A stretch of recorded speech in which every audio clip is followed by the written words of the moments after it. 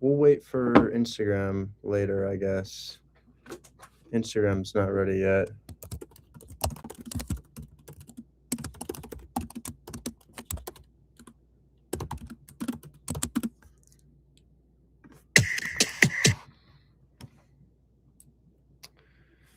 Bring this a little closer.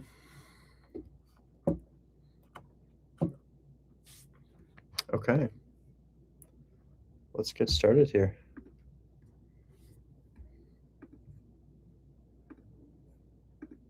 Whoa. How do we like that new angle? What do y'all think about that? That's pretty crazy, huh? I think that looks damn good, if you ask me. Damn good. Let me see if I can change my lighting really quickly. Kitchen, studio, hallway, studio. I don't know how to change it. Got your thing notarized. Thanks so much, man. Let me know how much to pay you for that. I really appreciate the help there. Let me go live. At everyone. I am live. At everyone. Calls and questions today. Okay. Welcome. So if you're new here, look at this angle, guys. Look at this angle. TikTok, I'll show you. This is the angle you get in the Discord here. You get the screen share, you get the professional mic, and look at that. I'm kind of obsessed with that angle right there. Camera angle, okay, right? So that's also live on YouTube if you want to hop over there. We do stream on YouTube. Please send us the contracts. I know my contract link has been broken for a while. It's like one of those tasks that I have in the back of my head that I need to get to. They're the free contracts. Of course, I've got the contracts in the Discord, but yeah. And permanent lighting, I try my best. I'll try my best, okay? Okay. So I got just a couple people to bring up, and I swear to God, I'm doing calls today. What it do? Need those proof of funds? Proof of funds are available. Sora's here to tell me my agent is screaming at me and the buyer and oh my God, Richard, you need to save it. What's up, Sora? What's going on? Not really, but yeah, the close of escrow is supposed to be tomorrow, and I don't know what the status is of the appraisal. Neither do I, man. Anyway, you can. I can. Okay, appraisal for Joanne Street. Yeah, let me ask Lexi about the appraisal for Joanne Street, and then let me bring up. Yeah, crazy situation with Sue. Let me bring up what's his name. OB3 was supposed to come up today. And guys, I know we have so many questions. Do we do wraparounds? Drennan, we pivot a wraparound to a seller finance agreement because they are nearly identical, except for in a wraparound, the seller is going to hold title, but they only want to hold it for protection purposes. So we can pivot a wrap to a seller finance arrangement by letting them know, hey, we can give you that same protection. We can give you the protection that you'd get in a wrap. Now, why would the seller want to do a wrap? They want to do a wrap because ultimately they don't trust us. And it's not that you handle the negotiation poorly. It's just that they don't trust us. And what I mean by that is, who's to say we stop making payments? Nobody. We could stop making payments. That would change nothing. Oh no, did I accidentally just invite somebody? Please don't join. Oh, I hope I didn't invite somebody here. I'm gonna have to end that live stream if they join because I really do not want them to join. Anyways, yeah, you just pivot that. Just tell them, hey, we'll do a deed of trust. A deed of trust gets you the title back without foreclosure. So they want to hold title so that they can get their title back if we miss payments on this. But we can easily pivot that. One of the easiest objections to handle. Yes, do you like the angle? I like the angle. Lexi TC calling for Mr. Guerin.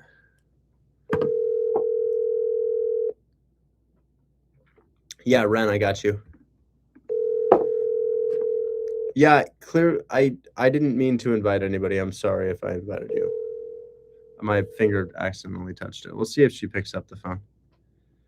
Can we? Omar, EMD's in. Omar, EMD's in on your deal. We sent out the HUD for approval. Mike, I bet you're just living pretty right now. Sitting pretty, living pretty. How much is hold my hand? It's a bank. It is a bank breaking $19 per month. Gosh, I know. How can I do it? How can I do it? Yeah, it's like the cost of your fix, whatever your fix may be. More like hold my scam. Yeah, it is. It is hold my scam wholesale. If we show you addresses, then we've actually hacked public record. No, I feel that, bro. I feel that. I am a master hacker of public record. I give you an address, it says sold. You check the name of the LLC that owns it. It's hacking. It's hacking. Let's just get that out of the way first and foremost. Every single TC I call, every buyer I call, paid actor, paid actor, paid actor. Okay, gosh. She didn't pick up the phone. Sora, we'll try a little bit later. She didn't pick up the phone. Today's a call day. Where's Ren? Where's Mr. Ren? I'm doing calls today. Gosh, I love your questions. They are amazing, but calls are so important. That's how I feed my pipeline and make my videos. And then is there one more person to bring up here? Reminders, checking my reminders because I can't remember anything. Oh no, they updated the reminders app. Cruise. Is there a cruise? Needs something more sufficient than what the proof of funds shows. So when I started wholesaling real estate, I had no proof of funds, no bank statements, no nothing, no proof of funds. Still was able to make it work. I have given you guys a screenshot of my bank account, but if that is not sufficient for you, I am so sorry. I don't know what to tell you. Anyways, I'm going to go ahead and bring up Mr. Cruz here. Where's Cruz? What if we don't want to use your contract? What if they don't want to use your contract? Use their contract. I use their contract all the time. No problem. OB3, what's going on, man? We were trying to talk yesterday, but something was up. Yeah, I was trying to ask you about the 17 units in Houston. Do you remember the agent you was talking with when he was in the Philippines on phone? Like you made a video for that video, that deal to Joshua, the agent. Can you say that one more time? Yeah, his name is Joshua. Is the agent who was talking on phone, like on a long conversation, and you made a video too for that conversation. 17 units and yeah, mortgage. Yeah. I got you. You want me to call him? Yeah, because we made the offer. I don't know if I was asking if you talked to him since then. I haven't talked to him since then. I've been kind of out of the country. Now, question though, you had an awesome deal in Albany, New York. We said to use their attorney. What happened with that? Yeah, I talked to him this morning, asking him. I was asking him this morning, how long it takes, for them to reach us back. He told me maybe a couple of days. In a couple of days, they're gonna reach out to you. So this morning, I talked to the agents. He said everything's working, and I'm just waiting for their answer to call us back and to let us know. So they're gonna call you at some point. Okay, that sounds good.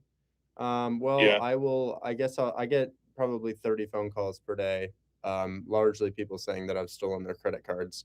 Now, I guess I should elaborate on that. Yeah. So what happens is I don't even know how they get my phone number, but I get a call and they're like, "You stole my credit card," and I'm like, "You remember Hold My Hand Wholesale?" And they're like, "Oh yeah, I remember Hold My Hand Wholesale." "Oh, is that what that is?" And I'm like, "Yeah." "So you didn't ever show up, did you?" And they're like, "Oh well, I got busy, and but it's super great to talk to you, man. It's super great to talk to you." And I'm like, "Wait a second. So I didn't steal your credit card?" And they're like, "Oh, well, no, dude, maybe 10 times a day." And I'm just like, oh my God, if only you could just commit to something, if only. Anyways, yeah, I'll give bro a call. You'll have to refresh me on the deal because I don't remember too much about it. Let me screenshot you the offer you made it. You sent to me and him when he was in the Philippines. I'm about to screenshot you the email you sent to us, both of us, so you can see the number you put together. Okay, yeah. Send over the screenshot and I will read that because I don't remember what I had offered him, but maybe I can check it out in my email too.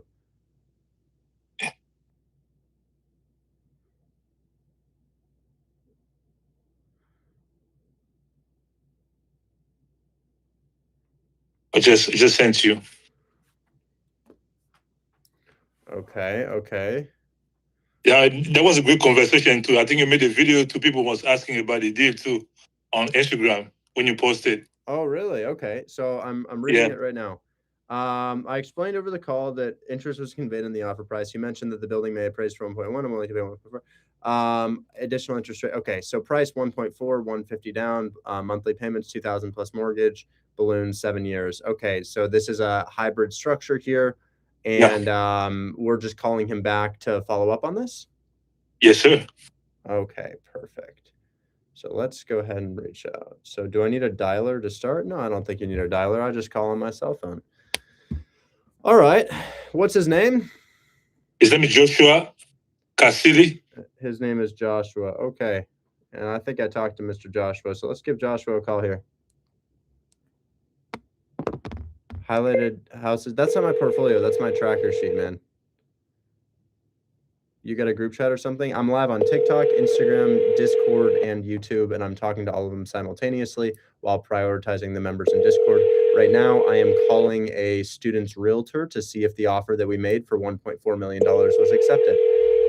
Realtors. Sorry, Joshua Cassidy is not available. Record your message at the tone. When you are finished, hang up or press pound for more options.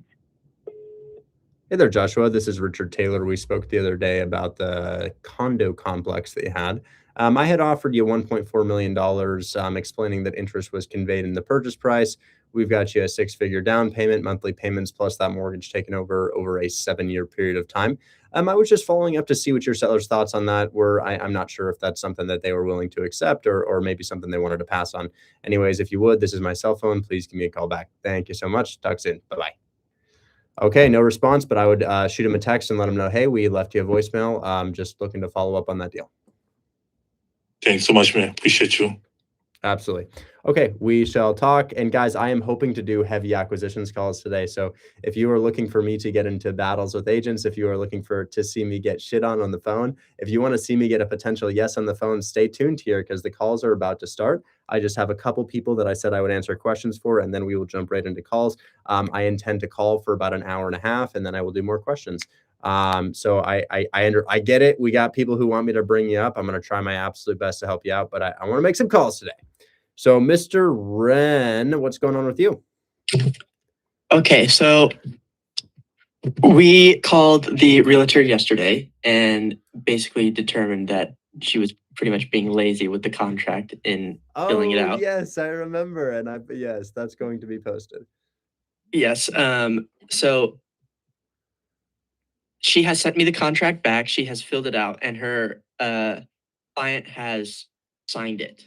Oh. So yes. So should I submit that to your team? And again, I'm still not super confident that this contract is like what we normally do, but should I submit it to you guys anyway? And we'll see Dude, this is what we normally do. Guys, how many people in the chat use realtor contracts instead of our contracts? Like on your deals? How many people? What percent would we say? I would argue upwards of 60% of contracts are realtor contracts. I would just say 60% of what we get submitted are realtor contracts. So this is super standard. Chat, what do you guys think? What do you oh, you always use your own. Well, we do both, man. So I wouldn't worry about that at all. I use their contracts for me probably like 70% of the time, you know? Okay, cool. So I'll submit that to you guys right now. And you did mention the other day too that your team is trained to reject individual condos immediately. Could you let them know? Yeah. Could you let them know that this isn't an individual condo, but it cash flows pretty highly? Yeah. So guys, we've done maybe 2 or 3 condo deals. In fact, I think Mora, his first deal was a condo, I think. A condo in Florida. I'm pretty sure that was his first deal. Don't quote me on that. Mine is in Florida too. Oh, great. Yeah.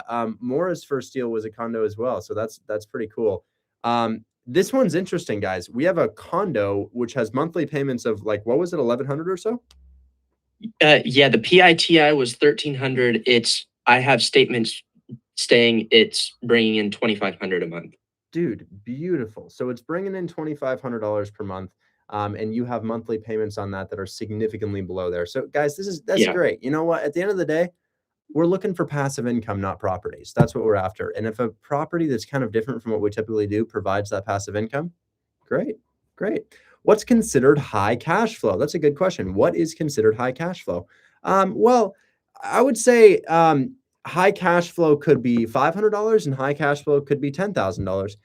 It's all about your cash flow in relation to your down payment. So there's no single figure that could be considered high cash flow. It's about how much do I have to put into this deal and how much do I get back out of this deal.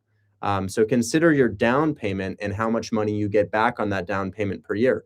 For example, a common fee to purchase a property with a loan, a DSCR loan property for us between 100 and 200K would probably be 30 to 40K. That's your down payment plus closing costs. Now, if you were to get back $10,000 on a 30K investment, that would be considered very good. If you divide $10,000 by 12, that's going to be something like, I don't know, what is that? 550 per month, 10,000 divided by 12. Actually, that's 833 per month. So for example, if you spent 30 to 40K to make $800 per month, that would be considered an extremely high return on investment that you almost cannot get elsewhere without taking on a ton of risk. And what I mean by that is cryptocurrency, gambling, day trading stocks, anything like that. Okay. So I'm going to go ahead and call my team and let them know about that deal. So did you just submit that, or are you saying you are going to submit? Oh, I'm working on submitting it right now. I'm filling out the form. So it should be there in like 10, 15 minutes. Okay. Guys, super, super important to watch this. There is and this is for Dispo members only. There is a condo coming in. We are submitting a condo. I know how we feel about condos, but this is a condo with like $1,000 spread in between monthly payment and what it's rented out for. So it has really, really good cash flow. I want to shoot our shot on this. Please do not reject this deal. Okay. And also there was the 2 duplexes that I told you about yesterday, which were like, originally I had offered seller finance, and then I found out they had mortgages on them. So I ran the numbers on those for mortgage takeover. And unfortunately, I just don't think they're going to work because the PITI like would greatly exceed what they're bringing in monthly currently. Yeah, that makes it hard. The only time that we can do a deal where the monthly payments exceed what the house rents out for is if the interest rate is like 2 to 3%. Like, for example, I've got this house in Colorado that I bought in Denver about a year ago, and it's got monthly payments of like I want to say $2,900, and my tenants paid $2,800, $2,700. And it's like, why would you buy something like that? Well, one, it's in Denver. What do we know about Denver? High appreciation market. 2, it's in a beautiful neighborhood, and 3, it's got a 2.5 or 6 or 3, 2 point something % interest rate on it. And I'm thinking to myself, you know what? That interest rate will never be available again. I might lose $1,000, $2,000 a year on this property, but I'm willing to hold on to it because I have such a low interest rate. And hell, I'm only losing like $200, $300 per month on this thing. So it's worth it. The rest of my portfolio will make that a wash. It should be fine. Yeah, well, these do not have low interest rates, unfortunately. So I told her pretty much like the numbers are just not working for these 2. However, the third thing that we talked about with her yesterday is she asked you if we did commercial buildings, and then she sent me some commercial buildings, and all of the commercial buildings clients are interested in seller finance. Dude, you might have just hit the jackpot. 10%. I know. And I'm running the numbers on them right now. The numbers are ridiculous, like insane. So I'm going to submit the offers for those 2, and hopefully we get those signed and submitted as well, because the numbers are just ridiculous on these. Whoa, look at this comment, guys. We have a 3.75% rate, and we are willing to transfer Madisonville, Texas. Hey, username K. I'm going to look up Madisonville, Texas, because I've never heard of it before, and I just want to see if that is in the middle of nowhere or not. Ooh. You guys have like a high school population in this area. Not immensely far from Bryan and College Station, but even those are small areas, and it still looks like you're probably about 45 minutes to an hour away. Madisonville, Texas. So yeah, I could do that. I could do that deal. But I'll be honest with you, I'm going to wholesale the deal. And in order to attract a buyer for a wholesale deal that's kind of in the middle of nowhere, and I hate to say middle of nowhere, but 4,000 people live there. It's like a large high school that lives there. It would have to be just taking over the debt. So I would just have to take over the debt. We can pay the transfer costs, but we couldn't we couldn't give you any money for that. So the location, I mean, even if you're not in real estate, there's one thing you know about real estate, and it's location, location, location. So if you were willing to let us just flat out take it over $0 down and we pay the closing costs, yes, I can do that. But I also am going to let you know that it's going to be a wholesale deal, which means I'm going to have to find a buyer. However, I'm pretty solid at finding buyers, as you've seen in the past. Can you share what the paneling that you have behind? I don't know. It's like some Home Depot thing. So it's between Houston, College Station, and Dallas. Okay. I like your username, Mr. Paneling. That's a great username. Very, very cool. That's great. Genuinely, as I'm not even being sarcastic, I actually like your username. Okay. So Kay, if that's something you're open to, we can hop on the phone right now. Hopefully that makes sense. And the reason it needs to be like that is because this is the strategy. So this person is willing to let us take over their debt, but it doesn't cash flow. The mortgage is going to exceed what the house rents out for. And here's what the strategy is. I'm going to have to find somebody to resell this property to, and I'm going to resell it to them on a set of payments. You have a 3% interest rate. I would wrap this at a 6% interest rate. So I'd sell it for the same price, but on a higher set of payments. Now, the only reason somebody would be okay moving to an area with 4,000 people is if they get it for like $0 down. So that's like the only reason we could get them to pull the trigger on something like this. We couldn't get them to pay for it. I would make like a $3,000 commission, but hell, this is amazing content, and $3,000 is $3,000. You know, I've got myself a new, maybe some new rims for my car, you know? So she says, I sent you a message about everything, but yes, feel free to call me. Okay. I just want to let you know so that we save a little bit of time. Well, you know what? I'll give you a call. Call Andrew Discord Wicker. Calling Andrew Wicker. I deleted TikTok off my phone, so I'd stop scrolling, and I'm live on the other phone, so I can't really look at it right now. What's up, bro? Hey, we just got a seller. Username is K with a bow on it, like a little bow, like a pink bow. Yeah. And she just DM'd me a cell phone number and probably a property address. And I'm wondering if you can text me over that number. Yes, I can. On TikTok or Instagram? TikTok. Yeah, on that right. Yeah, go ahead and send that over to me. Also, I'm leaving the gym right now, so I'm going to post your video on all platforms. It's all good, dude. It's kind of doing numbers on Instagram. It's got good engagement. So it's sitting at 5,000 views, but out of 5,000, 150 people have liked it, which is pretty good. Great. I am sending you over her number and the text message that she relayed as well. Huge. About the property. Yeah. Thank you so much. Talk soon. Yeah. Yeah. Somebody says, have you talked to me on Telegram? No, that is a scam. House under contract for 110, ARV 405 cash deal. So we do deals like that all the time. If you have a house that under contract for 110 and the ARV is 405, we should be able to get you $20,000 to $30,000 as an assignment fee. That sounds really good. However, my team does not have the capacity to take on random wholesalers deals. So if you're in Hold My Hand Wholesale, I'll give you access to my sales team. Hold My Hand Wholesale is $20 per month. Does that make sense? If everybody here could submit their shit to us, like just anything and everything they could submit to us, my team would just be so overwhelmed with deals, even more than we already are, that it would just be rough. So we try to filter that by saying, hey, let me teach you what makes a deal first, and then you can submit to my sales team, and we will give you 60% of the profit. So we'll give you a priority split of the profit. I just can't take on everybody's deals because, I mean, look what these deals yield, guys. I mean, these are checks over the past couple months. Look at these. You know, if I pull some of these out, guys, like this one's a tiny little one. This is a $4,000 one, but look at this one. Look at this one right here. That's a $24,000 check. So we have to prioritize. Oh, look at this one. Look at this one. Oh my God. We have to prioritize the Discord members because we ultimately can't spend time selling bad deals. And most of the time, if you're not in an educational program like Hold My Hand Wholesale, you don't know what makes a deal, understandably, because you're not watching my screen share. You just haven't been exposed to other wholesalers who are doing deals or people who are buying deals like myself. So it's hard to know what makes a deal. Anyways, this woman might be willing to let us take over her debt. We're going to hop on a call with her now. I'm going to read the little blurb that she sent. Is it okay if I read this? The thing that you said listed for $499. We have it listed for $499. Okay. which is their bottom dollar.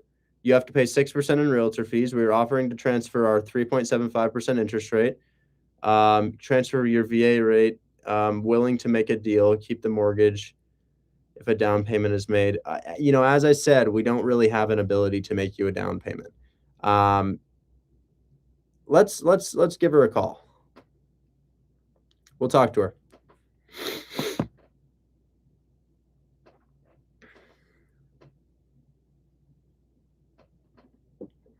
Hello? Please leave your message for... Oh, well, let's try to call her again.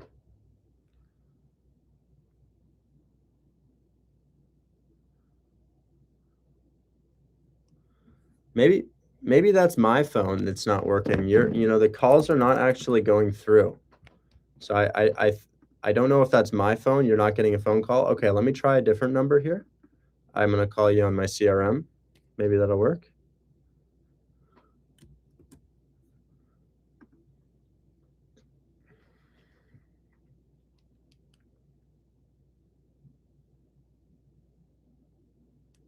Doing the same thing. Please leave your message for... Yeah, I just called you on two different phone numbers. It's doing the same thing. Send her my cell, please. Phone won't ring. Okay, I'm gonna text you. You give me a call. I'm not sure what's going on. So I just shot you a text. You give me a call because I don't know what's going on, but we'll see if we can come to some terms here on this. But as I said, the exit strategy is based on reselling it to somebody else. If I'm going to convince somebody or find somebody to move to a town of 4,000 people, it's going to have to be for just taking over the debt. So we can get you out of the situation, but we can't really pay for it. So yeah. Anyways, here she is. Here she is. Hello. Hi, this is Kennedy. You just tried giving me a call. Hey, I'm having a little bit of a hard time hearing you. Can you hear me okay? Yeah, I can hear you. Okay. I might have to ask you to repeat some things here. It's just a little bit staticky. But yeah, I'm happy to talk to you about this situation here. I guess I'll start with the address. What's the address on this one? It's 1985 Eastridge Lane, and it's one word, EASTRIDGE. Got it. And that's Madisonville 77864. Oh, quite a bit of land you're on, huh? Yes, it's almost 4 acres. Got it. And you must have bought this thing in early 2022 to have a 3.75 rate, huh? Yes, we bought December 2021, actually. Oh, got it. So just when 2021 was switching to 22. Okay. And yeah. Mortgage on it somewhere around the 433 mark. Asking price is that 499. So okay, here is all of the numbers laid out. We owe $437,545 on the home. The only reason I say that we have to sell that $499 was obviously the 6% realtor fee. And in order to leave, we have to pay off the solar panels that are on the home, which is $31,301. You know what's interesting? I have like 8 sets of solar panels on my rentals. Not one property covered in solar panels. More so, I have a ton of houses where I've just taken over the solar panels. Like we just keep those payments in place. Same with the mortgage and take it over. It would be kind of like this. Are you married? Yes. Let's say you were so inclined to have a throuple. Let's say you just really wanted to have a throuple. Y'all get married again. Let's just say that's legal. And you add somebody into that marriage and that person doesn't own your properties. If the property were in an entity like a trust or an LLC or whatever it may be, you could add somebody on to that entity and that person would now also be a legal owner. And that's kind of the way that I've taken over other people's solar panel debts and their mortgages. I just essentially have them add me or the new buyer onto it, and they take over the mortgage obligations, and it is offset from the original purchaser's credit score. That's how I do it. I don't know if that's something you're open to, but every single negotiation you see me doing where I take over somebody else's debt, that's what's actually going on behind the scenes. Because I couldn't qualify for your mortgage. I'm not a veteran, even though I don't have to be a veteran. I'm not a veteran. And then I also don't have a W-2 job, which makes it hard for me to get residential loans. Right. No, and I get it. The only thing is I don't know how that would work with our solar panel, only because we actually had to hire an attorney due to everything that was happening with the panels. And we got a settlement for the $31,000 that we're supposed to pay off at the sale of the home. However, if it were to stay in our name, I'm assuming that is what you were kind of going for, then I don't know that we would have to technically pay them off. Yeah. It could be a possibility to where I could put it in your name as well. Right. Sense. And that's how we do it. And the thing is, what the clause in your solar panel loan is called the due on sale clause. And I'm so sorry for give me a call. And that's okay. The mortgage has a due on sale clause as well, which means that if you were to sell this property and transfer title to somebody else without paying off the solar loan or without paying off the mortgage company could technically say, you know what, you owe all of this up front. So again, what we do to solve that issue is we just add somebody else onto the ownership of it. And it's like, we didn't ever sell the property. We just added another owner onto the property. And now that owner is responsible for these mortgage payments such that it comes off your credit score. So this would satisfy the solar panel situation. And in fact, if we were to ever come to an agreement, I would just give you a seller whose house I purchased like a year ago with solar panels on it and a VA loan. And you can kind of talk to them about what their experience was and how it changed their credit score post sale. Yeah, no, I mean, that's something that I would be open to. Okay, perfect. Now, as far as your realtor goes, they're taking 6% of the sales price? So it would be 3% for mine and then 3% for the buyer. Oh, wow. So 6 total. Yeah. And you guys have been listed for like 100 days or so, but I guess that might have been when you did the price cut. Has it been longer than 100 days? We just did a price cut to the $499, I believe, maybe a week ago. Oh, got it. Now, This is so interesting. I see listed for sale in 2021, also for $499, and then in 2021, you guys bought it for $470 or $479. So the property I bought it for $485. Oh, wow. So this area just is kind of stagnant, not really going up too much in value. Well, the issue is, like you said, it's such a small town that there's really not a whole lot of people that can afford to pay that price. Oh. So the people who come in are the people who, go between Bryan, College Station, Houston, Dallas. A lot of people, they just buy the smaller homes. And, I mean, if you were to look on Zillow right now for Madisonville, Texas, there's, I believe, maybe, because this is a 5-bedroom, 3.5 bath. It's so huge. That's another thing, is that not a lot of people need that much space. And we have the pole shed that connects to the back. If people have horses or anything like that, there's just not a lot of people that need that. So what we're going for is a very small buyer pool, if that makes sense. Interesting. So y'all are just out here for some sort of work thing, or maybe you wanted to homestead a little bit. And the town's just so small, it just can't really support that level of price point, huh? Mm-hmm. Okay, got it. So now, over the past 100 days that you've had this thing listed for sale, have people just been making offers that don't make sense to you, or is it just more so a complete and total lack of offers? Well, so like I said, we bought for $485. We completely renovated the downstairs. We, took some rooms out. We added some, cut off some hallways because it was extremely choppy. It used to be, just look like a farmhouse, and, we completely, like I said, redid it. But people, I've received, so when we first put it up a couple years ago, we had the entirety of the solar panels to pay. Like I said, we came up with a settlement, which was like 75% off of what we owed. So we weren't able really to sell before with covering the cost of the panels. Now putting it back up, we are able to. People are just offering either lower numbers or really just not even giving a whole lot of feedback and just being like, oh, we actually found one somewhere else that we like better. So it's not really like I'm getting a whole lot of negative feedback, which is frustrating because I could, fix whatever someone is commenting on, but I'm not really getting any bad feedback. Interesting. So were they making offers at like the 430, 440 range, like something offensive? Oh no, like that? We got one verbal offer for like $475, but like I said, at $499 with having to pay the realtor fee and the panels if someone were to buy it, we just couldn't. Right. So that offer, yeah, that would just, I mean, would you be bringing money to the closing table to accept some of the offers that would be coming in? at $475, yes. Oh my goodness. I mean, if I were right now to pay or to get a buyer in for $499 and pay the 6% realtor fee, I believe I'm walking away with like $380. This is devastating. Okay.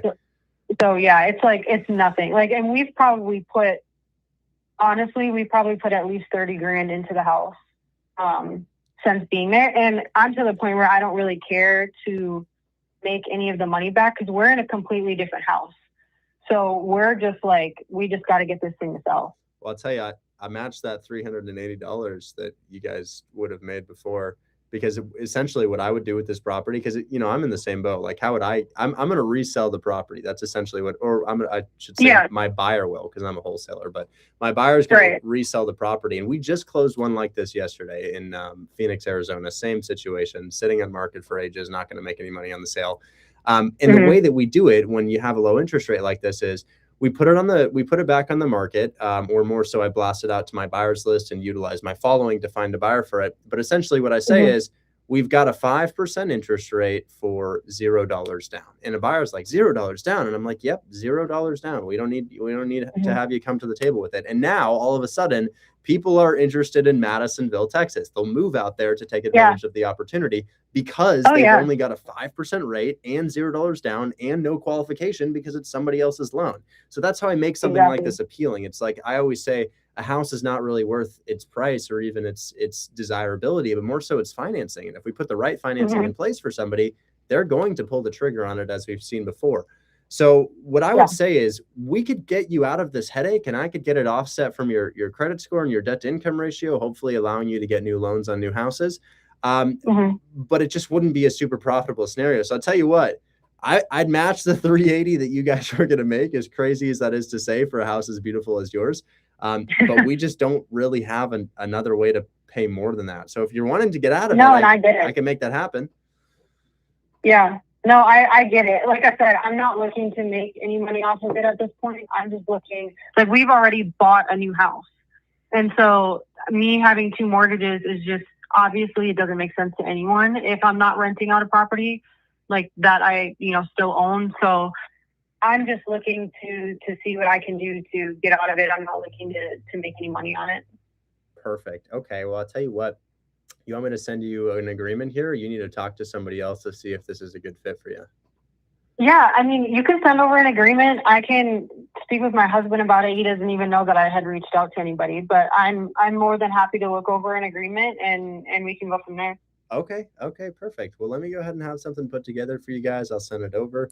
I'll make the offer valid for the next 3 days or so that you guys can go ahead and take your time and look through that contract there. And if you have any questions or want anything removed, please let me know. And then the other thing I'll let you know is that this is a wholesale deal. So when I talk to somebody and I'm wholesaling their house, I got to let them know, because I don't want you guys to like say, yes, score, we finally sold the house. Like, we're getting this done. The agreement I'm sending you is to let me market this for the offer that I had just discussed with you, for that 5% interest rate, to see if I can get them to pay me a commission instead of you guys.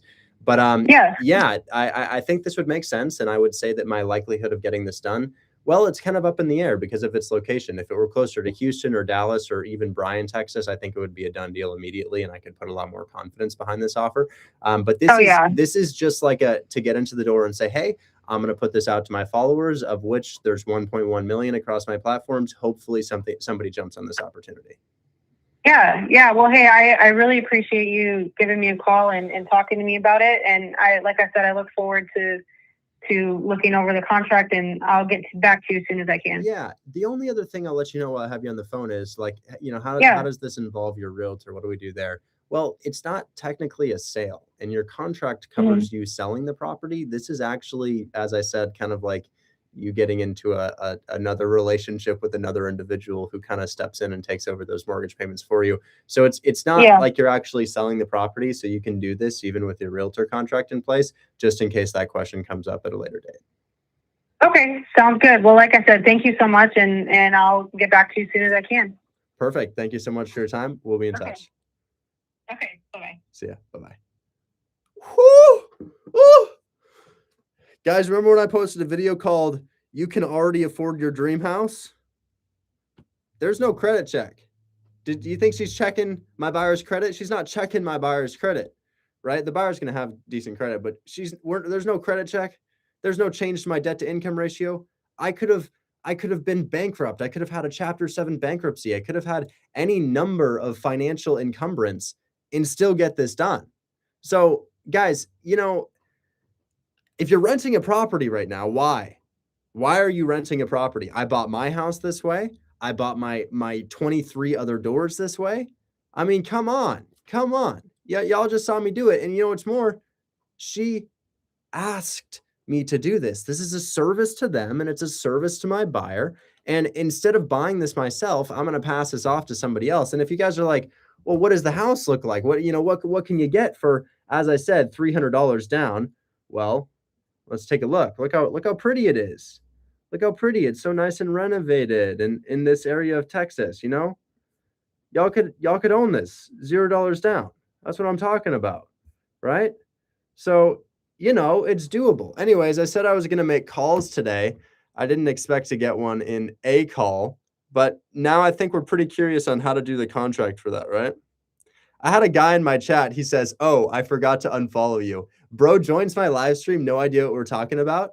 He takes aim carefully and shoots himself in the foot as he loses his only chance to obtain generational wealth. Like, guys, it's not really possible for our generation to get a job and afford like a house in a mainstream area anymore. Maybe it is for millennials, but if you're in your early to mid 20s or you're a teenager and you still think that you can get a job, rise through the ranks and buy a house in an area where the houses are the median housing price, no, dude, they don't pay us enough. And how do I know? I have the degree. I have the business degree from a state school. They just don't have, we can't afford that shit anymore. I know our parents told us that we could. It's like the biggest joke in the world. They're like, what if you go to college so that you can buy a house? And then we graduate college, we apply to 100 jobs, and then we get rejected from 100 jobs, even though we're qualified. They're like, you need 5 years of experience. And you're like, bro, I just got a degree. What do you mean? This is an entry-level job at McDonald's. Anyways, we can't really afford houses anymore. And that's the housing crisis. When I say housing crisis, this is the housing crisis that I'm talking about here. And it's a very real thing affecting a lot of my viewers right now. And I just want to let you know that no matter where you live, there are houses for sale in this exact same situation. And you can take advantage of what we teach in Hold My Hand Wholesale, and you can learn exactly how to take over people's debt for $0 down. Now let's call the buyer. Call Jason Ellis. Calling Jason Ellis.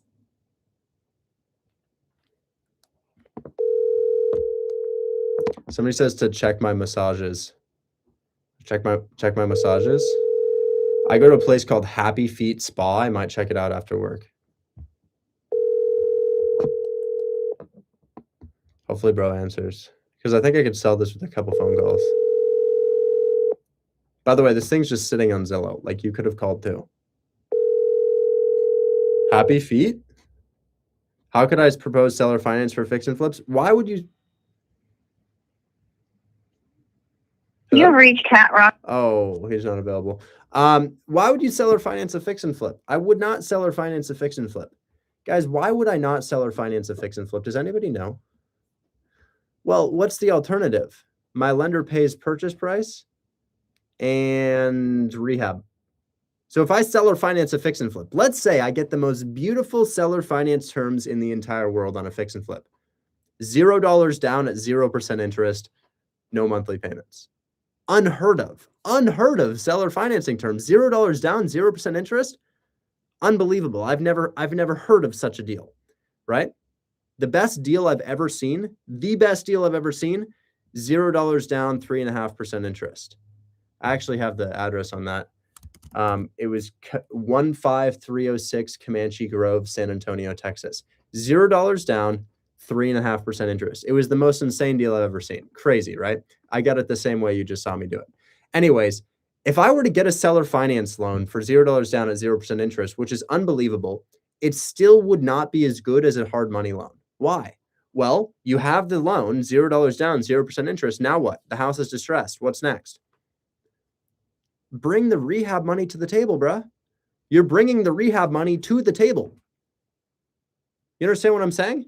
Yay, $0 down, 0% interest. Can you rent it out? No. You got to bring the rehab money to the table still. So seller financing a fix and flip doesn't help you when the alternative to seller finance is you get a hard money loan that covers the entire purchase price and rehab, of which I have 12 hard money lenders listed in Hold My Hand Wholesale right now. You know? Yeah. Anyways, I'm going to do this contract. I'm going to tell my editor to clip this phone call so we can get this thing on social media so I can post yet another video telling you guys that you can get a house for $0 down. So let me tell him really quickly here. Hey team, about 15 minutes ago, I hopped on a call with a seller and we executed a flawless negotiation offering to take over her debt for $380. A very specific number, but I offered her $300 to take over her debt. It's a really good phone call. I made some funny comparisons and analogies in it, and I was kind of clip farming the whole time. So it is designed for virality. Go ahead and clip that. Thank you. Okay. Now here's the thing. I'm holding really, really good followers. I'm holding really excellent numbers right now for my TikTok, 140 on TikTok and 60 on Instagram. How many we got on YouTube?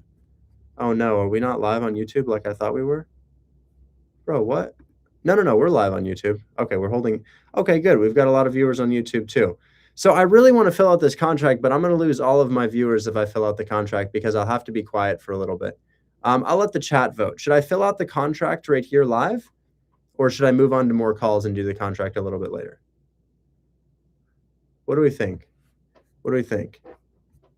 Contract? A lot of people are saying contract. Just do the contract. All right. Guys, I'm going to set a timer to make it a little bit more interesting. I'm pretty sure I can do the contract in 4 minutes. Will you allow me 4 minutes, TikTok? Will you allow me 4 minutes? Okay. Allow me 4 minutes. I'm going to set the timer right now. We'll put it on the screen. 4 minutes to do the contract, okay? I guess a little bit less than that. Well, the clock is going. The clock is going. I'm gonna briefly do the contract. If I lose you, I lose you. I hope I don't, but there's more calls coming after this. So I'm gonna keep doing this. But right now, what I'm gonna do is I'm gonna share my screen with my 190 live viewers on Discord. These are all people who are in the community. They ask questions, they come up, I help them. But we're gonna go ahead and share our screen with these individuals right now. And we're gonna show them exactly how to fill out a contract for a free house. If you want to learn how to do that, click the link in my bio. See it to 20 of my viewers already. 20 viewers dropped off. They love it in theory, but when it comes to taking action, a little bit too hard. Okay, so let's pull up the contract. Let's make a copy of the contract. Let's grab the address. We are 52 seconds in, even though I haven't started doing it. I still think I can complete it in our allotted time. So step one for this, and I'll podcast you through it if you're not watching my screen. Step one is to put in the address. Step two, and I'm going to call this mortgage takeover agreement. Step two, approximate existing first mortgage. She shared with me that it was $437. Approximate existing second mortgage. Well, I'm going to have to ask her about that. I'll have to ask her about the approximate existing second mortgage. What is owed on your solar loan? What's owed on your solar loan? We'll fill that out in just a second, and let me go ahead and add her to my contacts. Her name, well, I didn't catch your name, actually. I'll add you in as the address-seller. And then, so we got the address in. What's the purchase price? The purchase price is $437. $437, $380, because we offered her $380 to take it over. But then again, there's the solar loan. So 31,301 is the solar balance. So 380.00. $31,000 solar balance, 31,301. So the purchase price is actually not 437. The purchase price is comprised of 437. We're going to add the 31,301, and we're going to add our $380 down payment. It's 32,118. So wait, that didn't work. I'm sorry. 437 plus 31 plus, it's 468. The purchase price would be 468. 468. That's the solar plus the mortgage plus our down payment of $380. Close of escrow. Let's just say we can close this August 30th, 2026, maybe August 30th, 2026. Closing attorney will use closed title, seller name. Now, I don't want to leak the seller's names here, but the seller's name should be on PropStream. I use PropStream to figure out who owns this. And I believe we were just speaking to Miss Kennedy. I think that must have been Kennedy we were speaking to. And I'm not going to say any last names.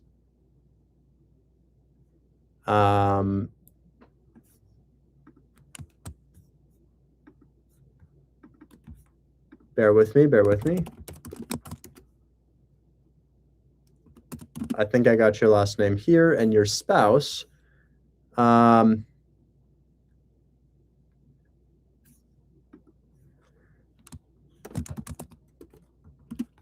Okay, I'm pretty sure I got it. I'm pretty sure we got it. And then we're pretty much done. I'm just going to put in my information right here. Buyer name, GT Properties Group. That's my holding company. Brandon Taylor LLC is my main company.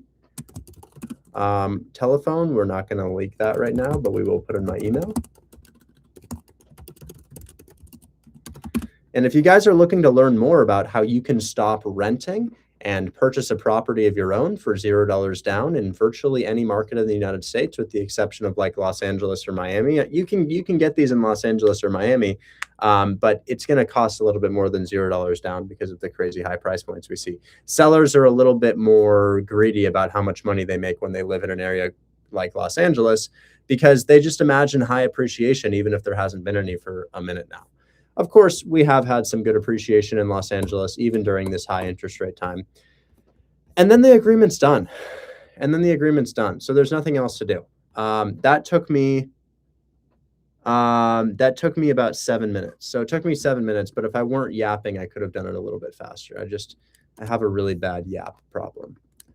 So yeah, we got the address there. Yeah, why don't other wholesalers show their addresses and then do them? I'm confused. I've only seen one other wholesaler do this. It's Jerry Norton. And Jerry Norton will make a call and he will do the contract in real time in front of you after the seller says yes. Why don't they do that?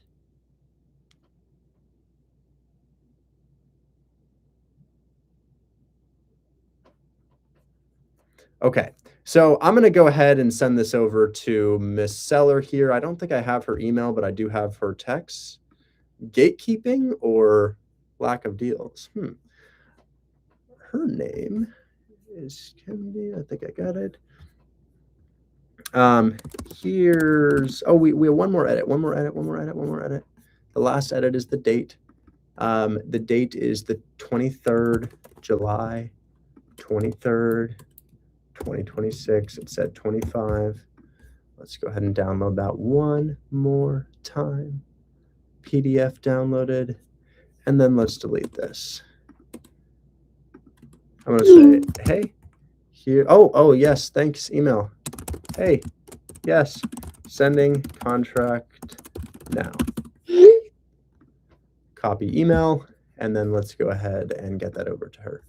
I just want to make sure I'm not sharing my screen because my phone number is going to be here. Good, I'm not. And then we will go ahead and drop this. Boom. Boom.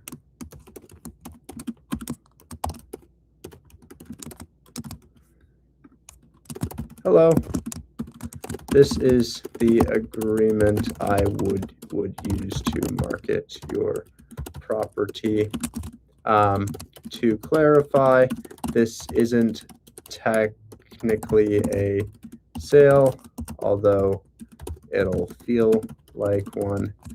So your realtor doesn't need to be compensated. the solar loans will be taken over as I did on my property. And then what property has solar panels on it? A ton of my properties do, but one of note would be my one in Aurora, Colorado, 646 South Joplin, which you can literally see the solar panels on, as I did for my property, 646 South Joplin, which has solar panels. And then that's in Aurora, Colorado. Aurora, CO, Denver, Colorado. And then what else? As far as your credit goes, your score should go back to where it was pre-purchase within 3 months post closing. Let me know of any other questions. It is important to note that this is simply that this contract simply allows me to market your property to interested buyers. You still have the right to reject the sale if you decide to go in another direction once I find a buyer. I should say once and if I find a buyer. Once and if I find a buyer. Because the location is a bit of a question, right? Hit her with the regards. And then we'll attach this to the bottom and send. All right. There we go. All good. Now, Ren, we already spoke and you've been satisfied, or did I do something else and get distracted? We should be good. I have submitted everything that I have in terms of contracts to your team. Now, I haven't signed them personally, but they are seller finance, so I know you guys signed seller finance, right? Either or. You can sign them personally. I signed my first 5 deals personally without an LLC, so y'all can sign it if you want, or I can sign it. It's up to you. All right. Well, I sent it to you guys. I sent everything I have in terms of contracts. Now, my team can't sign it for me. I would have to sign it. So it would have to go to me first and then to my team if that's what you want. If I were you, I would just smack your signature on it so that we can skip that step and send it over to my team. It's really no difference. You can still back out within your inspection period.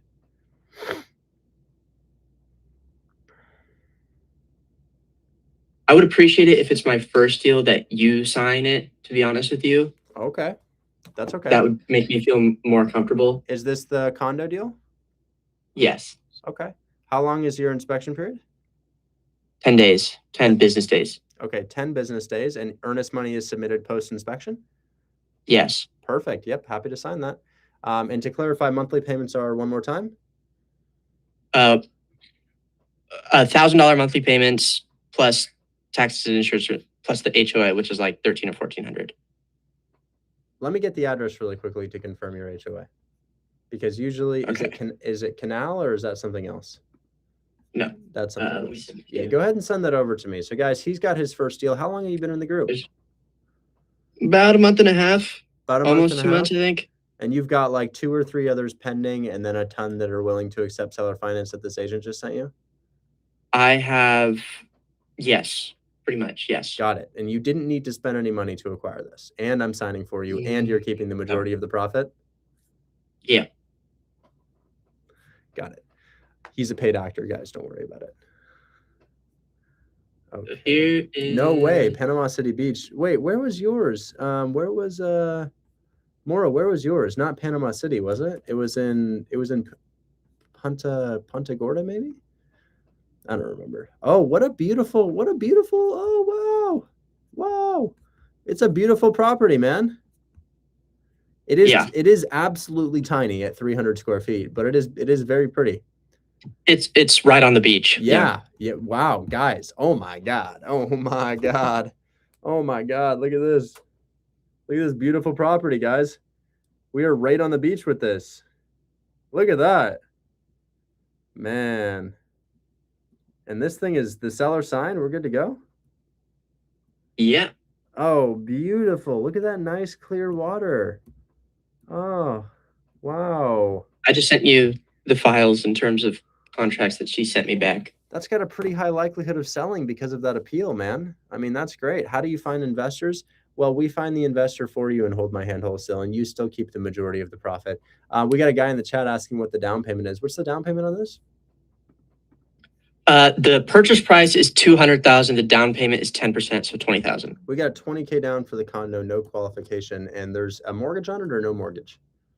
No mortgage. So 0% interest seller financing. Yes, 0%. Nice. So yeah, guys, the seller agreed to sell us to let us make payments. You know how you have a car payment with interest, and then you have a mortgage with interest. What if you had a mortgage with 0% interest? What type of bank would give you a mortgage with 0% interest? Live is not eligible because it contains unoriginal or reproduced content. So TikTok, how is it possible that I'm reading your message that says this contains unoriginal or reproduced content? If it's reproduced, how am I reading that in real time, TikTok? Let me know. Let me just know about that. My live does not contain the content mentioned. Yeah, I'm going to appeal that. Let's see if TikTok agrees with the appeal or continues to suppress me. TikTok loves to suppress content that would end the housing crisis. It's like on one end of things, you could show people the only creator on the entire internet that actually provides a solution to the housing crisis without gatekeeping it behind a $10,000 paywall, or you could suppress the content. It's like, what do we choose? What do we choose, TikTok? What do we choose? Such a hard debate. Do we scam him and say that it's unoriginal reproduced content, or do we help the United States and everybody else by teaching him how to get houses for free without using credit? Gosh, such a hard decision. Such a hard decision. Maybe if I praise Benjamin a little bit harder, they'll let me be seen, because we know that Oracle bought TikTok, and Oracle and BB are just so close, aren't they? TikTok, we used to be friends, didn't we? We used to be friends. I know. I got it. I got it. Thank you. Yeah, viewers going down because they're not showing my content to anybody anymore. That's nice, TikTok. Thank you. Thank you. Okay. So let's just see if there's an HOA. It's number 426. I know there is, but how much does it cost? Okay, checking. Yeah, I guess I flipped the screen, but that doesn't mean it's unoriginal content. Now it says they have an $81,000 mortgage on this. Would you mind asking them about that? Did they explicitly say they don't have a mortgage on it? Because it looks like they do have a mortgage on it. Maybe they paid it off. Can you still hear me? You're muted right now, so I think you're talking to. Yeah, she told me there was no mortgage, and that the seller was completely fine moving forward. Now, I am looking at an $895 monthly HOA fee. What do you think? So I've got a couple things to ask. I've got a couple things to ask about this. $895 monthly mortgage or monthly HOA fee and a potential mortgage for $81K. Now, I don't know if that's the case.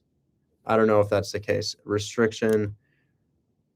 That is not the case of the information that she sent me. I will double check and get back to you on that. Okay. Okay. Hey, TikTok, I'm going to restart this live stream. BB doesn't want this to be seen. Appeal not approved. Wow. Well, maybe it will get approved. Maybe it will. I'll let this appeal not approved. Now, how did you guys know so quickly? Appeal not approved. You just knew it was fake immediately. So yeah. Okay. So you've been cold calling for 3 days, still nothing? I just made one call and pulled the deal, man. Where are you finding mortgage info? I'm finding mortgage info on PropStream. So I'll wait a little bit longer, TikTok. Maybe the viewers will go up. I don't know, but it doesn't seem like they're willing to show me doesn't seem like they'll put me on the For You page. I'll just tell you my theory. This didn't used to happen. This used to be different. But then the United States, so this is an immense case of corruption, in my opinion. I'll tell you a little bit about what I think is going on. And a lot of this is not what I think, it's what I know is going on. Because this is just fact. This is just history. So about a year ago or 2 years ago, do you remember when TikTok was going to get banned and going to get removed? And then it did get removed. And then for some reason it said, thanks to the help of President Donald Trump, TikTok has been reinstated. How many people remember this? You guys remember that? Thanks to the help of Donald Trump, TikTok has been reinstated. Remember that? How many people saw that? I remember that. I'm never going to forget that. I wonder if TikTok thought it was just a nice thing to mention Donald Trump here. I'm not really sure. Anyways, the politicians in the United States forced TikTok to be sold to a United States-based company, right? A United States-based company. This is definitely not an attempt to control the media. That's definitely not what that is, right? Because we're actually worried about China taking our information, right? Now, wait a second. If we're worried about China taking our information, I'm just very, very curious about this. Why did all of the politicians who voted for TikTok to be removed use TikTok on their own personal cell phones as politicians to get elected?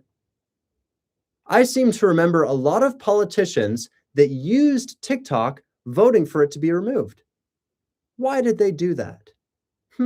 Must be because they were afraid about China taking their information, even though the servers were still literally located in the United States. Remember the Senator I'm Singaporean? Remember Senator I'm Singaporean when the owner of TikTok, CEO, was getting interviewed? And they said, so how long have you been a part of the Chinese Communist Party? Which, by the way, doesn't exist anymore. But how long have you been a part of the Chinese Communist Party? And he says, Senator, I served in the Singaporean military. And he says, so you are Chinese. And he's like, no, Senator, I'm Singaporean. Okay, well, all of a sudden, bro flipped sides after he attended the inauguration of Donald Trump, right? And then all of a sudden, TikTok is forced to be sold to none other than Oracle. And Oracle is owned by Larry Ellison. And Larry Ellison and Israel are like best friends, have been best friends forever. Just look it up. Now, what was happening during this time? Oh, right. Israel was genociding Palestine. So my opinion is the United States forced a sale of TikTok to a United States company on behalf of Israel, but also to control the media for themselves so that they could get rid of all of the Palestine videos and suppress content creators like myself who speak out about this. That's what I think happened. And it's not even that's what I think happened. You can Google all of this. It's all well-known recorded history. And now, all of a sudden, me with 400,000 followers has 70 people in my live stream. How frustrating is that? I can't believe it. And this is going to get clipped and posted on social media because this is absolutely what the fuck happened. Absolutely what the fuck happened. It is just unbelievable that we are seeing a suppression of media like this. The only media that could possibly tell other people what's going on in the world. It's just unbelievable. You're not worried about China. Why? Because you used the platform you were worried about to get yourself elected by the younger generations. Unreal. And now I have to restart the live stream. It's just ridiculous levels of corruption. And I'm not seeing anybody arguing with me in the chat because I think we all know that this is true. It's not a leap or a stretch at all because when TikTok was reinstated, it literally said, thanks to Donald Trump, TikTok is back. Oh, ridiculous. I'm clipping this.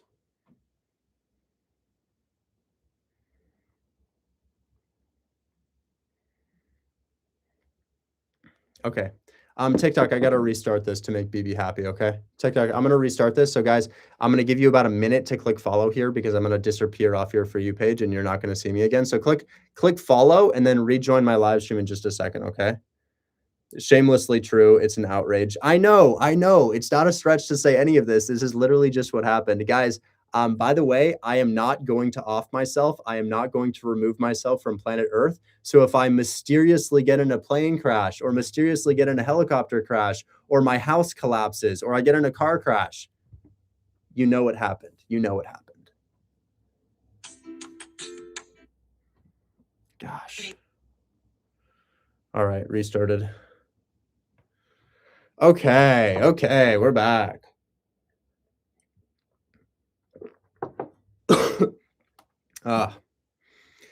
I promise I'll stop yapping about it, but you got to imagine, as a content creator, this stuff is very frustrating to me. So dude, before I sign the contract, I just need you to get clarity on the mortgage and the HOA and the true monthly payments because I am seeing an HOA of $895 per month, and I just need to find out if that's yearly or monthly or what the actual case is on that, okay? I don't know where Ren went, but he's working on that right now. Next person, A. I can't see your username, but A, what's going on? Hey, Richard, how's it going, man? I am doing okay. How are you? Good. I sent 2 deals to your buy box. Sorry, to your chat yesterday. The first one, it's the numbers, the buyer's perspective. I have verbal agreement on that one. It's not under contract yet, but the thing is, the realtor, she said she's dealt with us before and it didn't went well because the person couldn't find a buyer, they couldn't close. So I told her that I could see what I can do and see if I can find somebody to pick it up before I sign anything. Okay. So we have a verbal agreement. I ran the numbers at 15% operating expenses, and it gave me that number. Are y'all looking at Cloverlawn? You see the PDF that I sent you? Is this Cloverlawn right now, or is this for Cloverlawn? Yeah, the first one I sent you. The PDF. It's not under contract yet, but verbal agreement. Okay, I gotta ask my buyer if he watched that thing because I've heard of Cloverlawn. Do we have anybody in the chat who's had Cloverlawn under contract before? Marquise, I'm gonna make calls after this, man. We got anybody in the chat who's had Cloverlawn under contract before? Yeah, it's been listed for like 250 days, I think. Okay. That's, I just want that's when Sammy did. I'm gonna ask Sammy what happened here. Okay. Jamie, how to transition from seller finance to hybrid? Well, it's pretty simple. If they have equity, we know we have to pay them somehow. So I'm not approaching a hybrid with a seller finance deal. I'm saying, hey, we've got to pay your equity somehow. It has to come out of the monthly profit that we make, you know? Sammy, what happened with Cloverlawn? Was there issues with it? Was it a condition issue? I'm not sure if we're talking about the same one, but I do remember that one specifically. I brought it to you. I think we had Chris walk it. And it turns out it needed more than 40K or like just above 40K of the repairs. And you said there was not enough room for you to, this is a fix and flip? Juan, bring it back. I want to see it again. Yeah, yes. Wait, is this are you 86828264 Cloverlawn? I 82. Actually, let me go in your, I'm going to go in your, here is the DMs. Okay, let me see. Dude. That thing you just put in the chat is absolutely insane. But hey, how beautiful it is to see everybody on the same page about this one country. I can't say their name now that I started a new live stream, but isn't it great that we're all on the same page? Class warfare is over. Okay. Yeah, it's 15859. Okay. Oh, I guess it's different. And you have 8264, right? Wait, it's not in our contract here. Only verbal agreement. But that it might be something like that, right? Yeah. Wait, are you looking at the second one? I do see it. I do see it in your DMs. So if there was a separate Cloverlawn, I don't know about it. But this one right here, I'm pretty sure is the one that you're talking about. The most recent one in my DMs. Richard. Where did he go? He's gone. Where the hell did he go? Oh. I don't know how I fell up. I'm here. Okay, it's all good. So yeah, I'm looking at this. This is a fix and flip, right? Wait, yeah, the fix and flip is the second one. I sent you the scope of work that it needed to see if I'm anywhere close to the estimate. Well, I ran the estimates through ChatGPT. If we are selling a multifamily that rents out for $2,300 to $2,400 per month, chat, how much will the buyer pay for a multifamily rented for $2,300 to $2,400 a month? What do we know, chat? Let's get some prices. It's all about cash on cash return because it's a multifamily. Rented for $2,300, $2,400 occupied, what will they pay? Chat says about $120 to $140. I would say if it's fully renovated, not needing any issues, as much as $145. I think $145 is pretty reasonable. Because guys, when you're selling a multifamily property, I get that it's about the ARV. I get it. We want to look at the ARV, but you have to look at that as the buyer purchasing for cash on cash return. And where does the cash on cash return hit a 20% cash on cash? That's what I have to ask myself. 140K. So this house is listed at 70 and you just sent me estimated rehab for 95, right? Low end 60, high end 95. I'm not sure if that's what they would actually cost, the estimates, but I sent the scope of work, like new roof 8.5 to 13K, fascia replacement 500 to 1,500. Yeah, I saw it. So hopefully that makes sense because guys, this is not intuitive. What I'm telling you right now is not intuitive. you might think to look at the after repair value to analyze where a buyer might come in on a multifamily. More realistically, you should look at if the buyer pays this price and this is how much their mortgage costs and this is what it rents out for, what are they buying at? What cash on cash return hits 20%?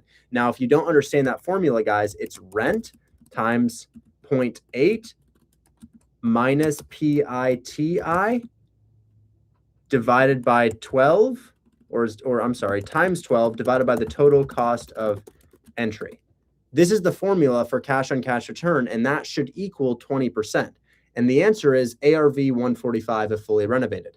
Could be 140, could be 145, depends on taxes and insurance. So you would need to get this at a price where I can buy it, renovate it, and I do think 50K rehab is reasonable for a rental ready property like this. So we need to get it at a price where I can buy it, put in 50K rehab, and then sell it for a profit at 145. So we need the other two variables. What price do you have this for? I offered 33.9 and it's listed for 75. And what did they say to that? I didn't get a response yet, but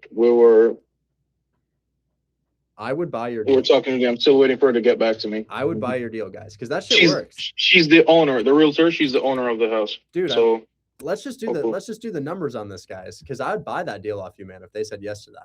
I like your discount, man. Check this out. Let's say he gets it for $33,900 and I offer him a $5K fee, call it $38,000, right? $39,000, right? Do you know how much my closing costs will be? 10K? That's right. $10,000 for closing costs. I was ignorant to that until I started buying houses like this. And then rehab, let's say $50,000. I would be in the deal for about $99,000, selling for $140,000, $145,000. That's $40K profit. Dude, I am so your buyer for this. You could even get it a little bit higher than that. I would be your buyer for this. So this, dude, I was prepared to be like, bro, that doesn't work. But that shit works, dude. That's what I'm talking about. How about I give you my 3 properties in Detroit to help with your credibility? Yeah, that'll be awesome. I have 6 units in Detroit right now. Did you actually see the comps? When I was checking comps, I got 131 to 150. Just want to see. Remember, the comps are fine indicators, but they more so speak to whether or not it'll hit the appraisal. So good indicators of whether or not it'll hit the appraisal. And it will hit the appraisal at 145 based on those comps. But remember, my buyer's price is solely based on their cash on cash return, which is going to hit at probably around 140 to 145,000. Call it 143. If I sell it for 143 and I'm in it for $99,000 after paying you a $5,000 finder's fee, I make 40K on the flip, and I'm happy for that. I'm here for that. So that sounds really good. Okay, so you check the cash on cash with the ARV price.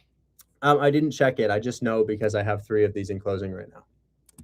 Got it. So, and then even more with wholesale. So I've got a lot of these in wholesale closing, and then I have a number of them that I've actually flipped that are closing as well. For example, my property, 15820 Merlin Street, we are looking at $152,000 sales price for a 6-bed, 2-bath duplex.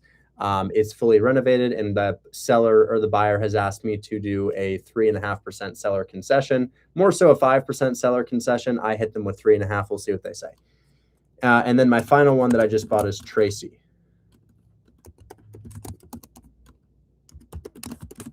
In Detroit. So she should know that I'm good for it, and I'd love to get that done. Really quickly here, let me call my dude. What is that, OX Holy? What do I see there?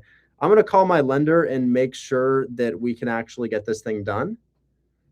Dan Lender. Let's call and see what kind of funds he's got available for me.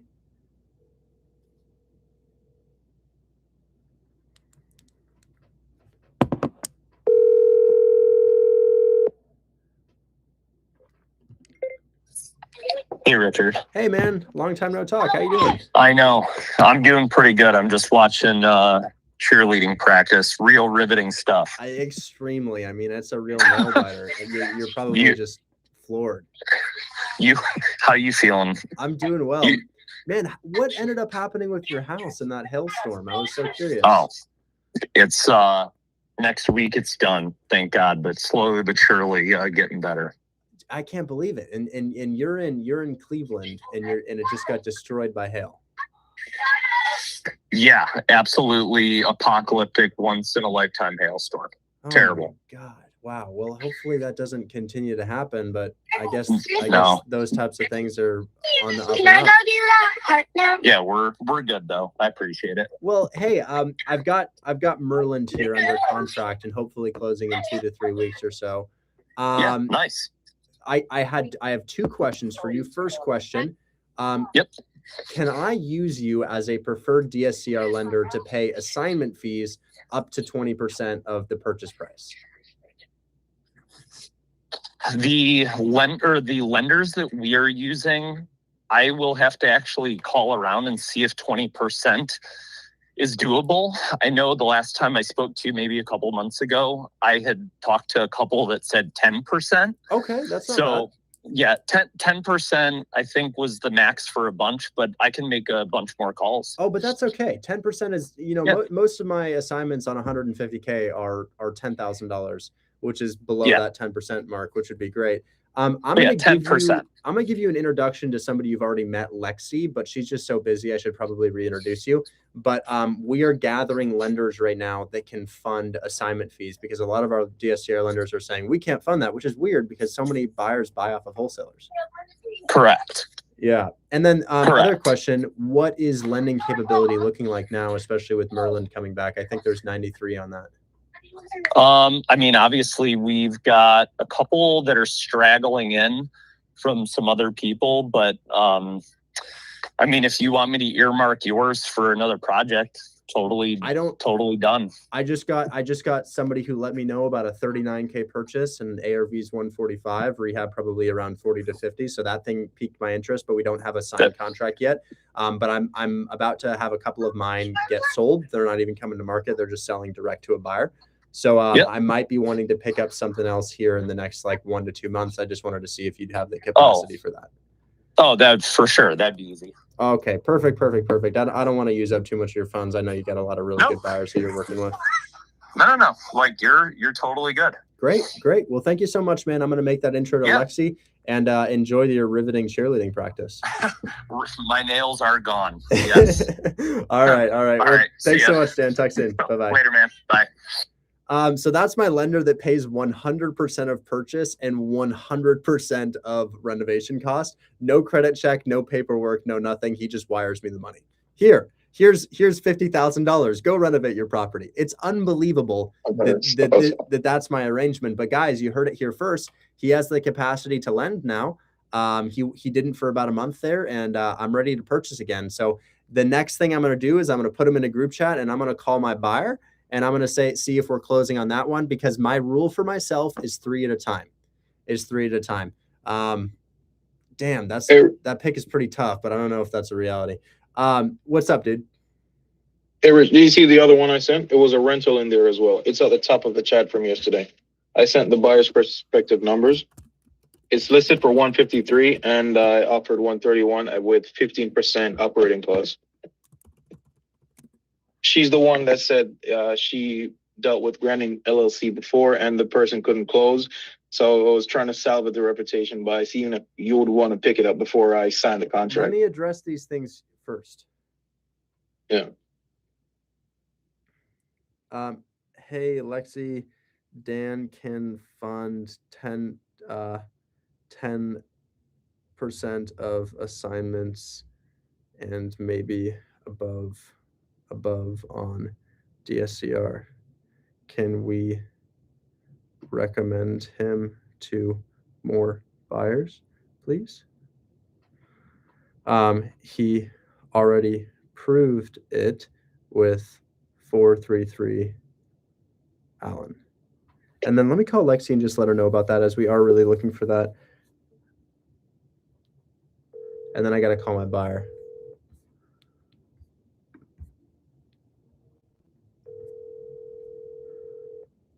These AI prompts are getting out of hand. Where do I find buyers? Guys, lenders and buyers are all in my Discord. We find the buyers for you.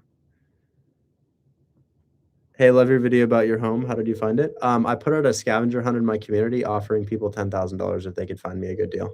And they did. So I wired a kid who found it for me was 19 years old, give him 10K. Do I have to pay to be in the Discord? Call.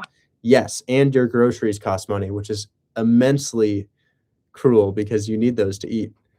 Okay, so let me call my buyer really quickly here. See if we're getting this thing sold. Hopefully we are. His name is Joseph, or more so that's the buyer's representative. Let's give him a call.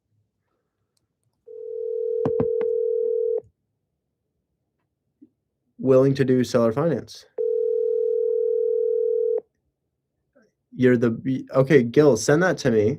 Send that to me, and I'll get that sold for you. That sounds really good. Gosh, nobody picking up. Your call has been forwarded to. Let me call the other one. There's another representative. I just want to see if that deal is going to sell. My Merlin flip, I'm supposed to make $35,000 on that bad boy.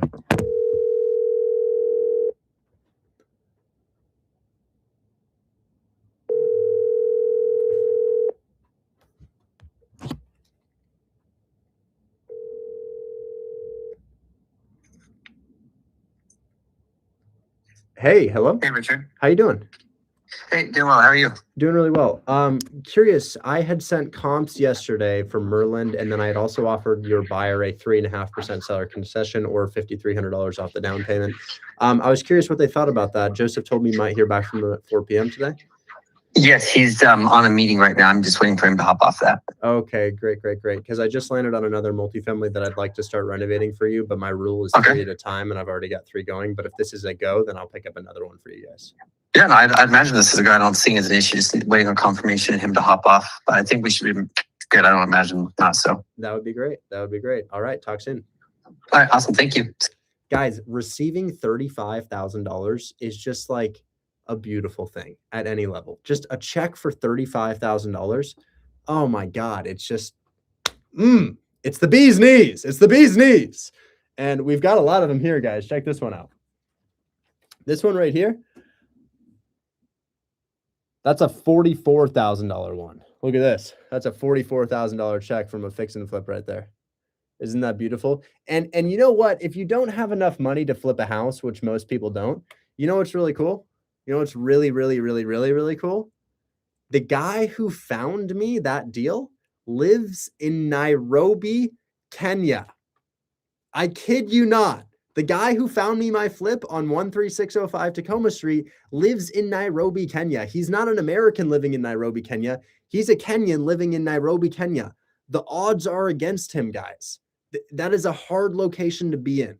You know, I have so much respect for that individual for somehow locking in and getting this done, but he did it. It's just so awesome. So awesome. What do I need to know about DSCR lenders if I'm in Hold My Hand Wholesale? So that's a really good question. What do we need to know about DSCR lenders? Does anyone use the Baltimore market? I don't know why we overlook Baltimore, Maryland. Baltimore, Maryland, peak cheap market. In fact, I might look for some deals there today because I'm going to be making some more calls. What you need to know about a DSCR lender is the terms that they have for people to buy houses. One of the most important things to understand in creative finance is a buyer's alternative. Do you understand what I mean by a buyer's alternative? A buyer's alternative is if I don't buy this property with seller finance, what am I buying it with? Well, you're buying it with a 20% down payment at 7% interest, and your closing costs are going to be $10K. You need to understand this to be able to look at cash deals, or more so deals that are purchased with a loan, and understand what the buyer needs to bring to the table and what their monthly mortgage payment is if they were to buy the property. If the property rents out for $2,000 and the price is $180K, is that a deal or not a deal? Well, you would need to understand DSCR lenders for that. And here's what I can tell you. Without doing any calculations, just pulling it off the top of my head, I can tell you that a 20% down payment on $200,000 is $40,000, and the monthly payment is probably going to be around $1,500 per month, with taxes and insurance bringing that thing closer to about $1,900 per month. Let's see if I'm right about that. So purchase price is going to be $200,000. We know the down payment is $40,000. That's quick maths. The monthly payment on that thing, I'm actually wrong. It's going to be $1,064, but adding $500 for taxes and insurance in an area like Detroit is going to bring that to about $1,560. So instead of 1,900, it will be about 1,560. You don't need to have these numbers immediately in your head. Obviously, I don't have them immediately in my head, but you need to be able to look at a 200K price point and say, the mortgage on that property is going to be close to what the house rents out for if it's bringing in $2,000 per month. So one thing to have really quick in your head is, what is the mortgage approximately going to cost if given 20% down and 7% interest? And does that sound like a good investment if we have to bring 40K to the table, 50K with closing costs? And the answer is it doesn't. What you need to know about investors is that if you're renting a house for $2,000 per month, it's not 2K, it's 1,600 with 20% expense margin. So I reiterate, 200K house rented out for $200,000 or for $2,000 per month. That's the 1% rule. That's a win, right? No, that's not a win, because your mortgage is about 1,580 and your income is about 1,600 when you take 20% off the top of that purchase. That's important to understand.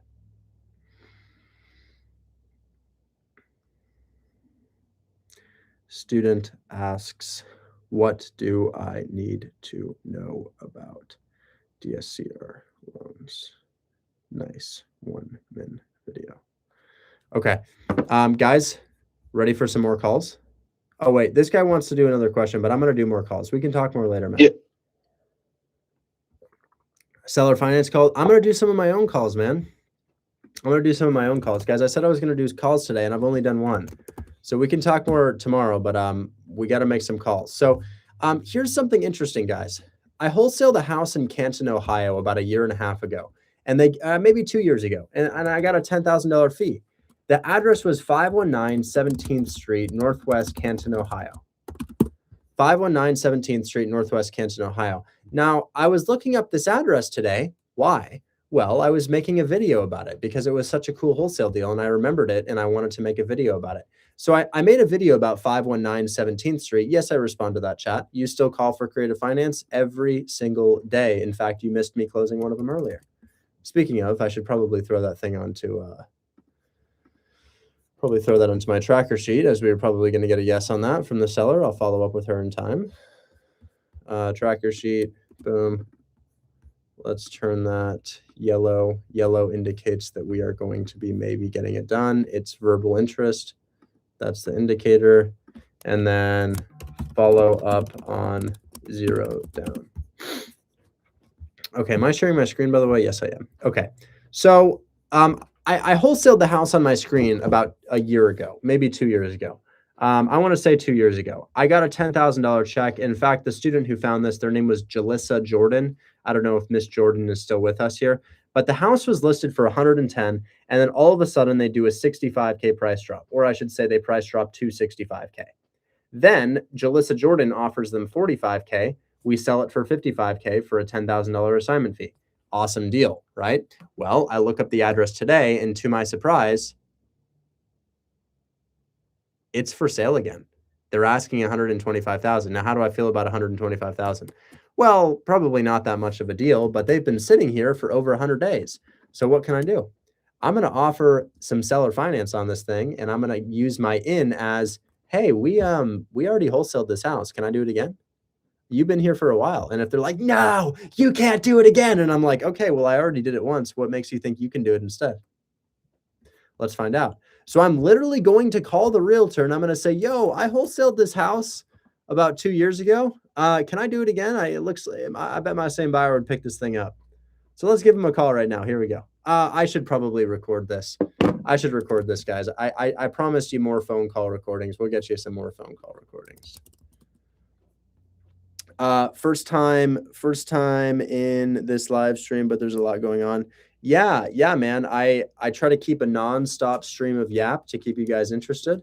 Live streaming is rather exhausting because you can never stop speaking. And if you do, viewers go down. Hi. If you record your name and reason for calling, I'll see if this person is available. Buyer for your listing.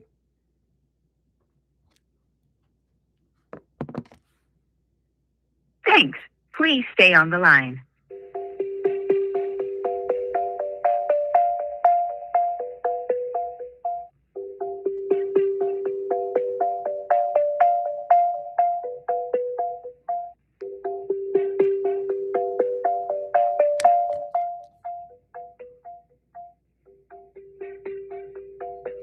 I'm sorry, this person is not He's not available. He's not available, but hold on, hold on. I have a guy coming to clean my grill because I don't want to do that. That's a ton of work and I don't want to do that. I got to let him in and show him the really nasty grill that he's cleaning. Hold on 1 second. You lost sound? I'm going to restart that. Hold on. Let me restart that live stream because they lost sound. 1 second here.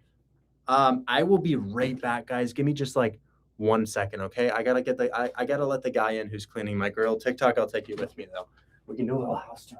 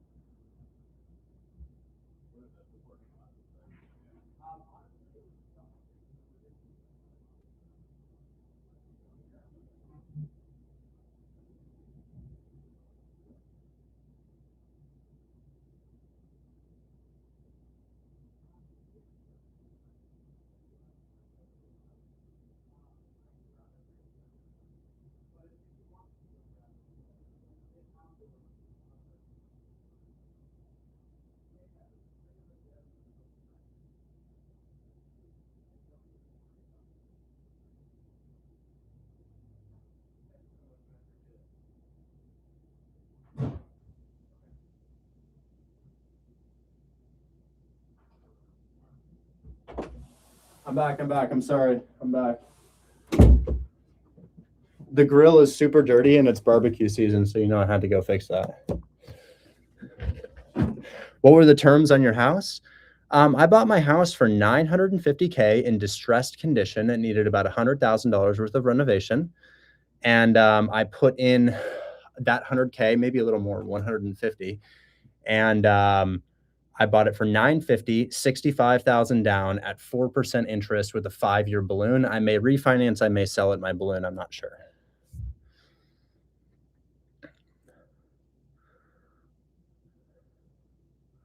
Okay, I'm back. Do you live in Detroit? No. I live in Portland, Oregon. The hellhole that is Portland, Oregon. Oh no. It's actually really nice. We got a boat on the dock down there, a nice little wake boat. I'm gonna go boating after this. I can't wait. Okay. All right, we're back. We're back. So I tried to call this guy. He didn't pick up the phone. Here's the East Ridge Lane seller. She just sent me an objection. Now, we already told her about that objection.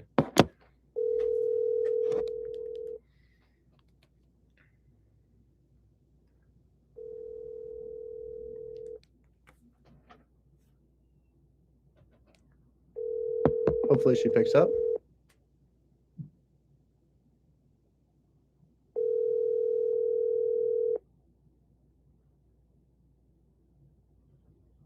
I think it's probably around 1.2. Your call has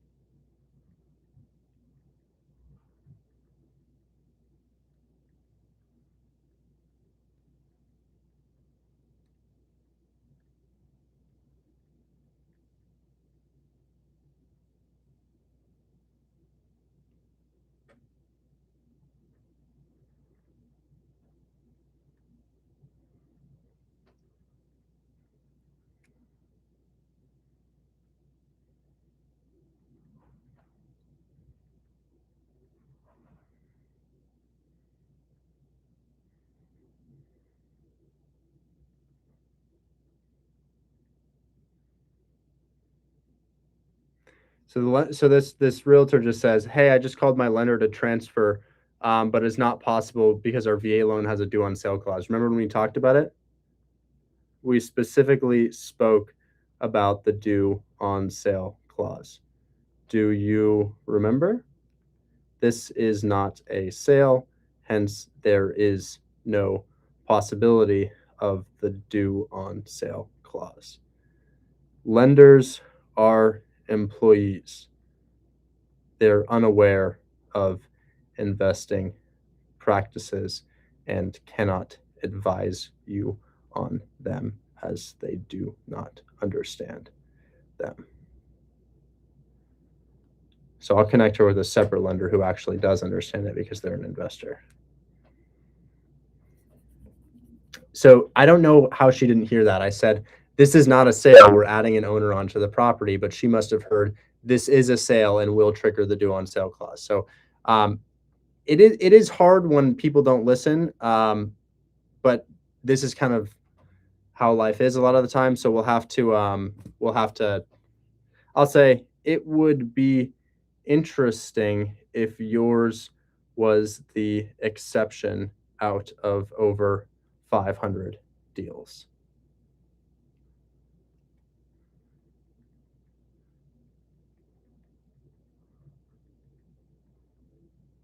So she's getting back on board. She says, I'm not sure they're understanding, but I explained to them that it's not a sale.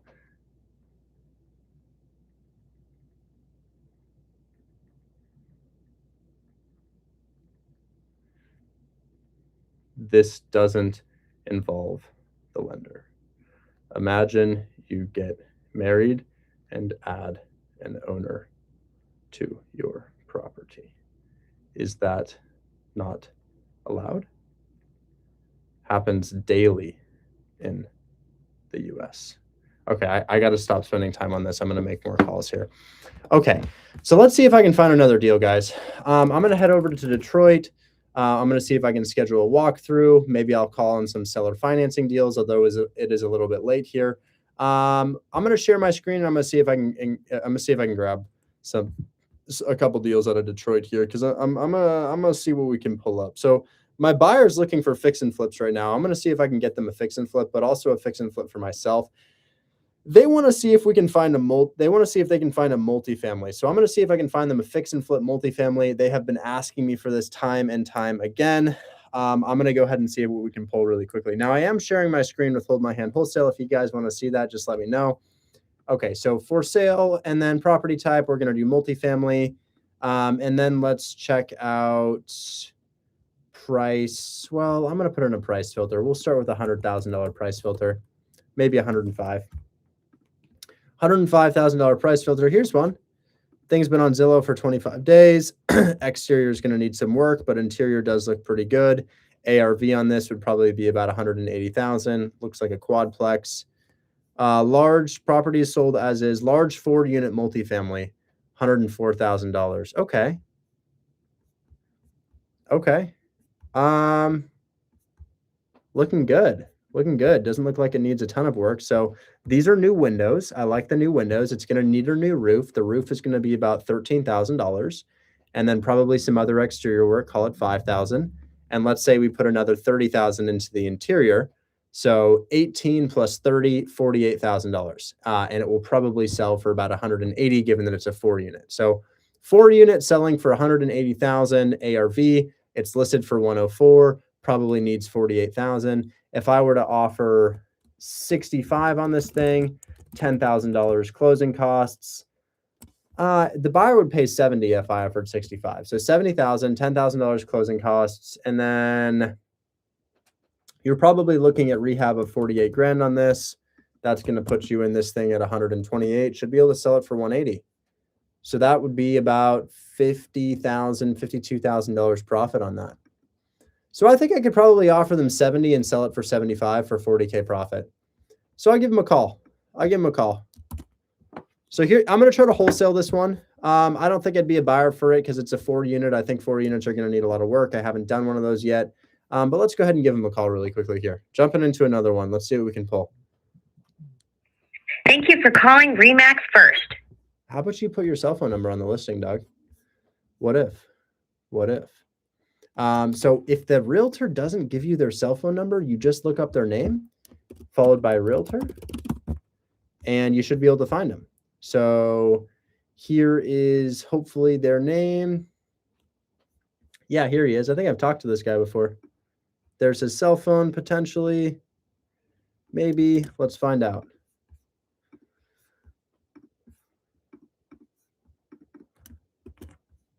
Calling. So that was the office line. We don't want to talk to the office line.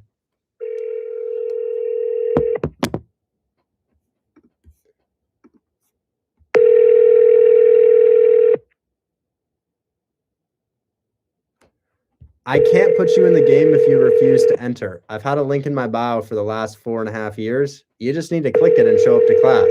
So you're like, put me in, coach, put me in. But I can't put you in. You're not even in the game. We got to teach you what the game is. It's $20 per month, Doug. Your call has been forwarded to an automated voice message. Pick up the phone. Guys, why is Travis Scott in the new Odyssey movie? Who put him there? I feel like that was kind of a corny move. Was he good in that?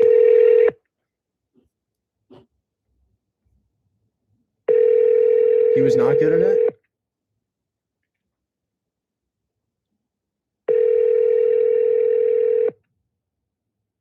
I don't do any deals in Washington because Washington state title companies will not close creative finance.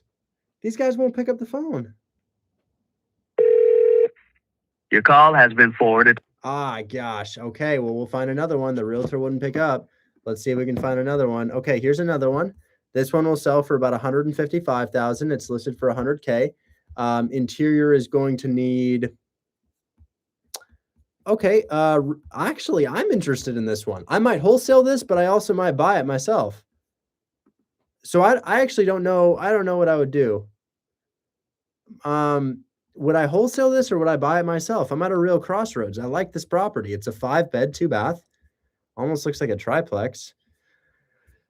Yeah, interior's probably going to need, well, exterior work. We need a door. So we need a door. We need windows. We need roof. Door, windows, roof, fascia. What is that going to cost? So roof, let's say the roof is about 12. Let's say the windows are another 7. Let's say the door and the fascia, the woodwork is maybe another like $5,000. So just on the exterior, $24,000. Good news is interior needs minimal work. Refinish the floors. Kitchen can be salvaged. Redo part of the bathroom. Okay, so refinishing the floors. Oh, this is about my flip. This is about my flip. Okay, guys. Oh my God, my heart is beating. Oh my God, oh my God. Hello, sir. All right. Ready to talk about the duplex? I'm ready. I'm making calls on duplexes right now for you, distressed ones. Now, see, this is why we work so good together, Richard. You know that? Because it's like you scratch my back, I scratch your back. It's easy, it's smooth. Sometimes we have headaches, but we work through it. Scratch my back with a 3.5% concession. Listen, I gotta ask. Can you make it 4%? Can you make it 4? Let me check. 152,000 times 0.04. That's 6,000 versus 3.5. We got to pay for a double inspection here. That's the only reason why. Okay. I'll do it. My guy. All right, deal. Lock it up. All right. I will. I'll send the contract right now. All right, send it over, big dog. All right. Thank you so much, dude. On this one that I'm calling on right now, it's so good. I'm like, shit. Do I flip this myself and sell it to them? No, give me the damn flip, Richard. I need it. All right. I'll try to lock this thing up for you. It looks good. Thank you, sir. Let's make some shit happen. It's exterior work mostly, and then probably about 15 on the interior. But I will. I'll let you know what I can get it for. I want you to treat me how you treated your partner on that flip. How you basically gave him that flip as a massive layup. Okay. So if you could do that, that'd be a massive win. All right. We'll talk. All right, big dog. Talk to you soon. Thank you. See ya. Bye-bye. Dude, did bro just say I want you to treat you how you treated your partner on that flip and gave him a massive layup? Damn. Okay, so I just made $35,000. Y'all just hear me make $35,000. I did not see the flip in person. I did not do the labor myself. I did not renovate the house myself. I did not use my own money. I did not purchase the property myself, and y'all just watched me make $35,000. How do I feel right now? It feels like I'm on substances. I am so serious right now. The only way that I could recreate this is if I took substances. I'm serious. Like, I'll tell you what happened. I called my lender and I'm like, yo, we got this deal. Lender's like, okay, cool. Let's get it done. You know what lender sends me? He sends me a check like this one, except for the check was actually for about $30,000. I poured the $30,000 into the property. I'll give you the property address so that you can look it up. The property address is 15820 15820 Merland. Merland is spelled like M-U-I-R, like Merlin Street in Detroit, Michigan. I picked it up for $77,500. I put in the $30K with all of my closing fees. I'm in the deal for $112,000. I just sold that bad boy for $152,000 with a 4% seller concession. That means that I'm actually I'm getting $145,920 and I'm in the deal for $112,000, which means that my profit on the deal is $33,920. Let's go. Let's go. That's what I'm talking about.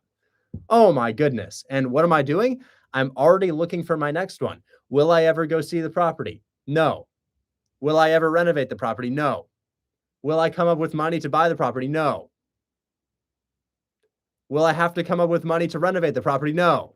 How much will I make? Probably another 40. How many others am I doing right now? 2 others. How much will I make on those? One of them, 35, the other one, 55.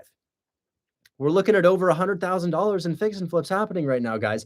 Meanwhile, I've got $30K in wholesale deals closing. When was the last time I got paid out on a wholesale fee, you may ask? Well, let's check the bank account. We don't want to show you a screenshot. That could be photoshopped easily. We need to show you the bank account. So I'll show you right now.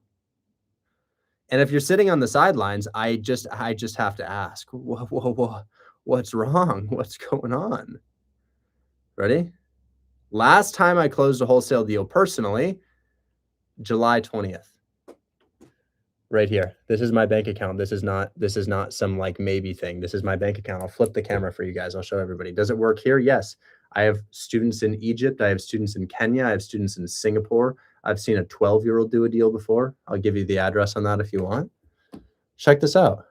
So guys, the goal is to wholesale to supplement your other business. Look at this. July 20th, $7,000. That was the last one I did. Right here. This isn't some sort of screenshot. This is my bank account. Unreal, right? So yeah, guys, real estate is how you make doctor money without actually working that hard. And yeah, you run into some headaches here and there, but not as many headaches as you run into working 40 hours a week for less than I make on half of one of my wholesale deals. You know? Gosh.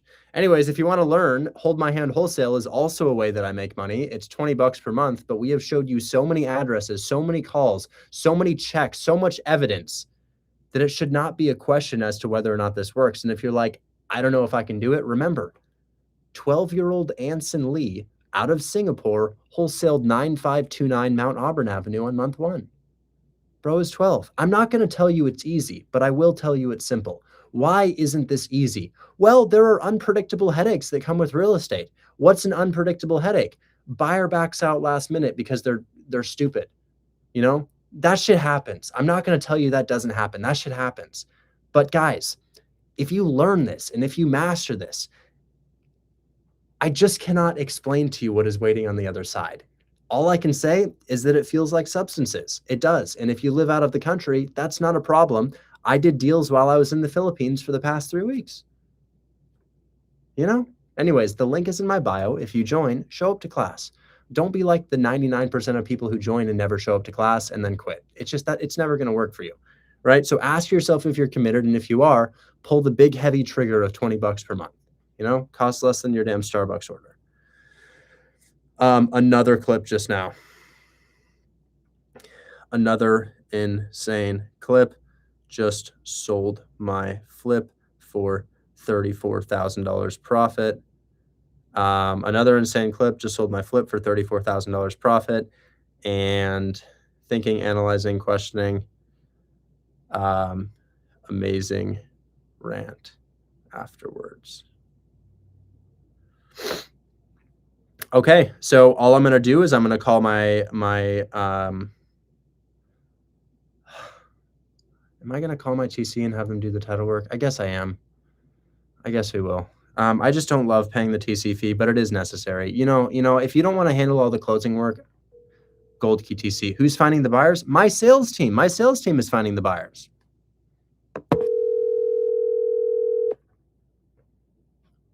WAP is okay. Go to www.holdmyhmhw.group. I'll link it in the chat here.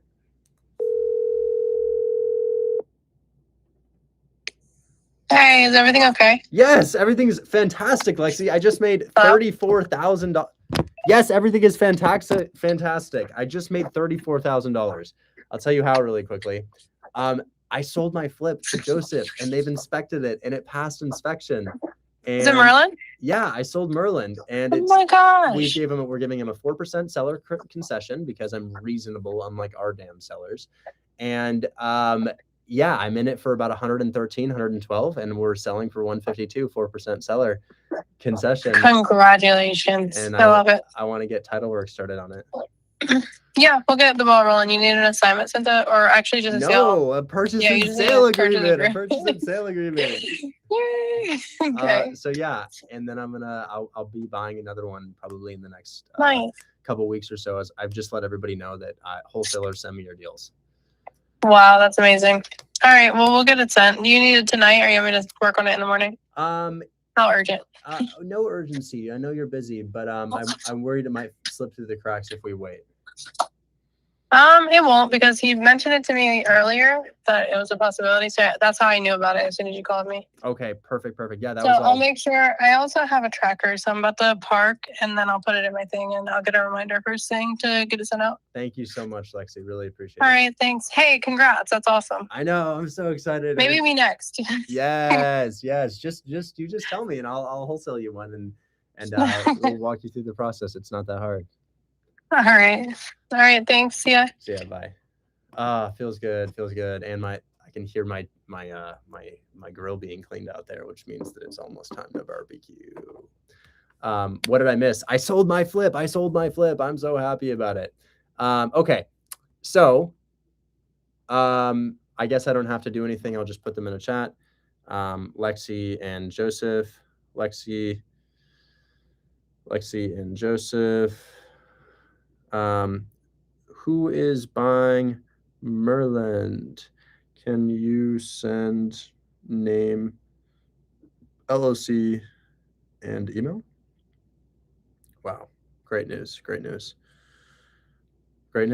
Okay. Now let me go pick up another one. So if you guys are curious what my process looks like for finding one, I would like to talk to the student who has that it's not North Lawn. It's, who is the student who had that flip for the one that I liked? What was your name? Can I update you on the condo? Yes. So there was a student who had the flip that I liked, that one that you had verbal on, maybe close to verbal. You said the agent is the owner. What's your name? I want to write you down because I'm really interested. Damn, that looks like where I was. Hope you guys close deals and live like this. What a blessing. That's what I'm talking about, Jazavar. That's what I'm talking about. I'll drop that in my Instagram later. What was that guy's name? You? Oh, let's talk, man. Jesse, were you the one who had the flip for like 34K? Maybe we talked earlier and I brought somebody up to see if they had gotten under contract before. Yeah, Cloverlawn. Hey, I like that, dude. I like Cloverlawn a lot. What do you think the chances are of us getting that? I would pay a little bit more than you have it at. I think you have a really good number on it, but I really like that, and I like the location too. So what do you think the likelihood of getting this is? On Cloverlawn? Yeah, I would buy that. That would be my next flip if you got that. Yeah, I offered 33, but I'm calling her. She's the owner, the realtor. I was just calling her back to let her to update her, but I'm not getting through. I don't know if somebody sniped it or what, but I texted her earlier before the show as well, and no response. But okay, she's probably I'll try again in a little bit. She's probably just maybe busy. She's busy. My top dollar would be 5K more than that. So if she counters you, I can pay 5K more than that. Don't let her know about that until she hits you with the counter. Okay. Okay.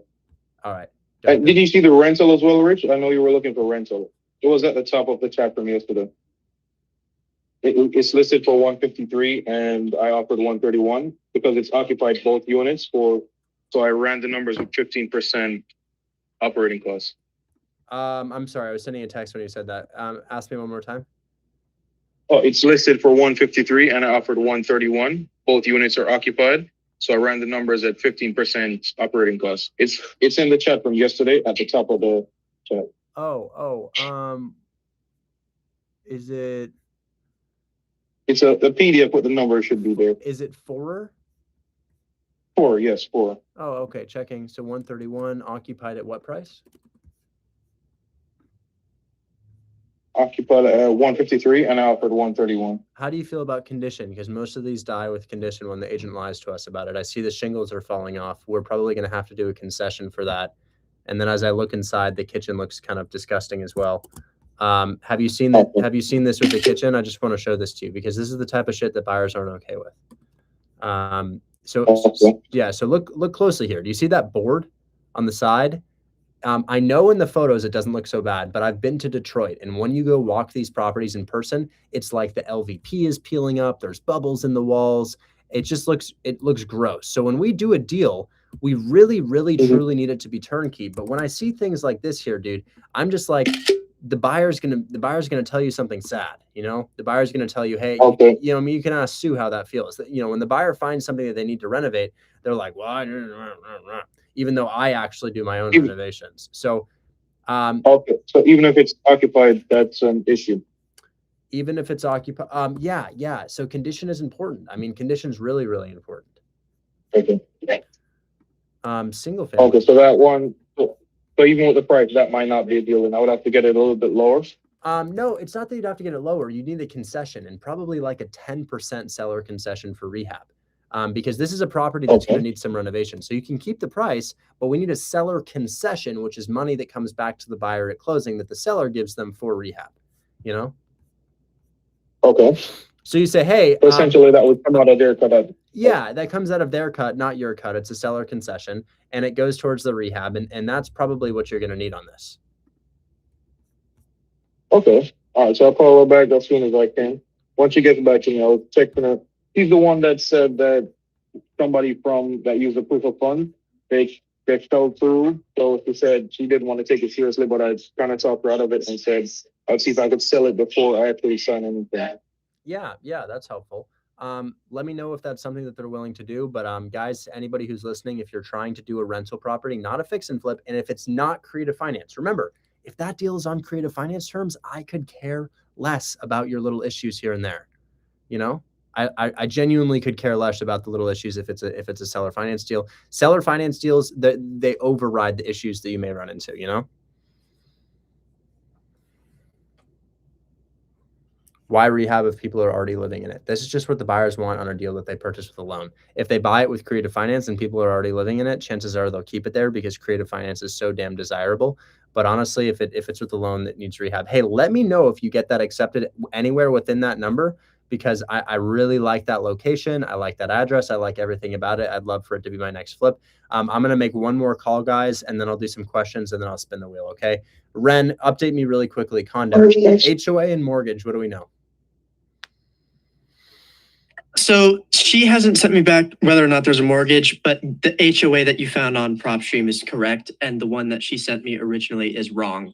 So I think as for right now, you can pretty much tell your team that to ignore it until I have further updates on it, because it's already submitted to your team. So just tell them to ignore it right now, because there's no cash flow since that HOA is the Isn't case. it crazy? So we can still do that deal. It would just probably be like low down payment seller finance. And the reason I say that is because it's beautiful. It's in a beautiful location, but it is occupied, isn't it? No, it can bring in $2,500 a month. Oh, okay. So it would be here's like the thing. Somebody might want to live in that shit, bro. That is a beautiful, beautiful condo. So if it doesn't cash flow, you have such an easy out. I would say this. Hey, so you told me there wasn't an HOA and there is, huh? Yeah, I thought I could just sort of lie to you and you wouldn't notice. And then you're like, okay, well, I'm still happy to do the deal, but because like you kind of like completely lied about the cash flow, I could probably only do like 5K down on this thing because it doesn't make money per month. And then what we could do is probably find somebody who wants to live in it, because beautiful beachfront condo, great, dude. We like that. Okay. Well, I'm in the process of writing an angry email to her right now, so I will get back to you on that. But it's okay. And these yielded other deals, right? This yielded some other deals that she sent you. Yeah, and the numbers on those commercial properties that she sent me, which are right in the heart of the French Quarter in New Orleans, by the way, which is like the most popular like touristy area.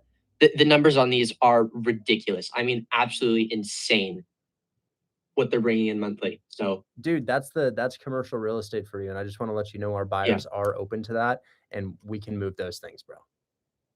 Sweet. Awesome. Anyway, there's the update for you. I'm all good now. I figured I'll come back up. Condo complexes have crazy HOAs, but we'll talk soon, man. You're on my radar. Killing it, bro. Killing it. Yeah. Guys, that's an interesting thing. A lot of people are like, Richard, there's too many people. There's too many people. I can't talk to you. But here's the thing. Certain people get past all the bullshit, and I don't even know who this guy is. This guy, Ren, I think his name is Antonio, but he's gotten past all the other comments. How does he do it? How is it that bro has been on stage 2 times in a row in the past 2 days? How did he do it? He's persistent. And he's showing me good deals. And he's like, I got a seller finance, Richard, I got a seller finance. And those type of people consistently come up. So if you're quiet and in the background, I'm not going to notice you. But if you guys are loud and telling me you've got good deals, man, we can be best of friends. And you come up every single day, right? You can also skip the line by booking me for a one-on-one, but if you know how to find deals, you know how to find deals. Anyways, I'm going to do a couple more calls, maybe just one more call. I'd like to identify my next flip. I'm willing to do a multifamily, and I'm willing to do a single family. So my buy box is pretty broad. I'm also willing to pay you guys up to a $10,000 finder's fee to find me my next deal. So let's see. From new member to group leader, shit can happen. Yes, it can. From new member to $70,000 in 3 deals is what he meant to say. Okay. So let me see if I can find myself one more. I'd love to find someone. Do you know someone in Canada? I guess the guy who found me my house on 45 Baker in Atlanta, Georgia. I know that guy. He's in Canada. You don't need to wholesale United States. You don't need to wholesale Canadian real estate if you're in Canada. You can wholesale United States real estate from Canada. That does what do you? Yes, I do. I will say yes to that. Okay, so we're looking in Detroit right now. We're looking in the whole of Detroit. Am I sharing my screen? Let me share my screen. This is my process, start to finish, for finding a new fix and flip. So if I want to find one, I first ask my wholesalers, but if my wholesalers are slacking, man, I'm going to do the job myself, because that's what I train myself to do. So let's look at something like this. This is Hoover Street in 48205. I don't like 48205, man. I don't like it. I do like this guy though, North Lawn. This is in 48238, which is where Merland is, I think. Is that where Merland is? Merland 48238. Yeah, that's where Merland is. So this isn't a good area, guys. We've already established that this thing needs well, we haven't established. I can see it needs roof. Roof is probably 11,000. What else does it need? Windows? Yeah, I can see it needs windows. Those windows don't look too good. We need windows. Those are old vinyl windows. And we might need some brickwork and some other cleanup work. So let's say Windows 7, other cleanup 5. 7,000, other cleanup 5,000. And then interior, what are we going to do? Refinish floors and paint. Refinish floors and paint, another 5,000 for both of those jobs. We probably need to fix one of the kitchens. They're only showing us one. That kitchen looks good. Where's the other kitchen? Oh, it looks nice. Okay, so we don't need to. So, okay, so refinish floors, paint. We need to fix the bathrooms. Let's say we do 3K on each bathroom, 3,000, 3,000. Mechanicals look, well, let's look at this mechanical. That mechanical looks pretty shit. It's on some cinder blocks. And I think that this is a boiler right here. Do you see that? That's a boiler. That's not actually so we're missing a couple mechanicals, and one of them's outdated. Oh no, that's a furnace. Well, yeah, that's a furnace, but it's an older one. Yeah, so say we need mechanicals. I'm going to say we do need mechanicals, 8,000 for all those mechanicals. And then we need some woodwork here. Let's say we need to put another 2,500 in for woodwork, and then miscellaneous another 5. Well, yeah, let's say another 8,000 for miscellaneous. So this is like a 53K rehab, guys. So kind of higher end on the rehab, which is interesting because it just didn't look that bad. But I'm gonna quote this at 53,000 on the rehab. And if I were, oh shit, man, we're pretty far off. Yeah. Yeah. Well,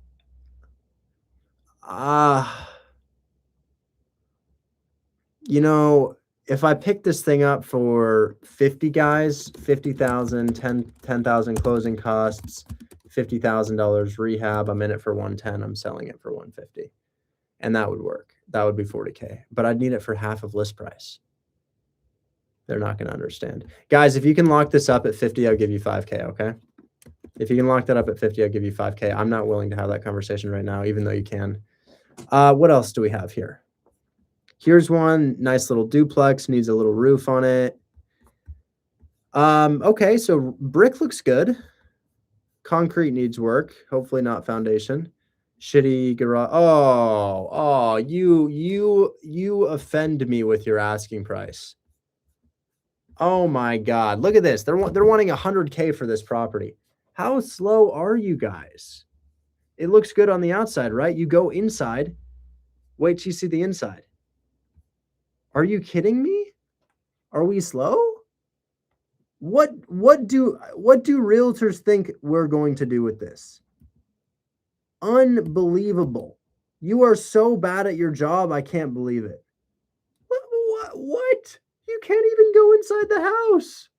It's a health hazard. And by the way, I show my screen on Discord 24/7. This for TikTok, I mean, not really. Let me find that thing. I can't believe you guys are asking that price point. I just can't believe that. How absurd. And you know what's even crazier? The neighbor's house is for sale right now at $83,000, and it's in similar condition. Why did they think that they could go for 100? And if we click sold, if we look at sold properties, we can't see any good sales there. It's okay. We don't need to illustrate too badly how crazy they are. I just can't believe that. I just can't believe that they would ask that. That's just, I'm offended by your ask. Crazy. Zooming out. Okay, well, let's keep looking here, guys. Let's keep looking. Here's a multifamily. What is this? This is a Victorian, prime Detroit, historic, multifamily gem, major exterior work complete. Okay, I don't like that. They didn't show photos. You need to show me photos, bro. And let's also look at the newer ones, right? Let's look at some of the newer ones. So we'll do newest. Fire damage, no. What is this? 900 square feet?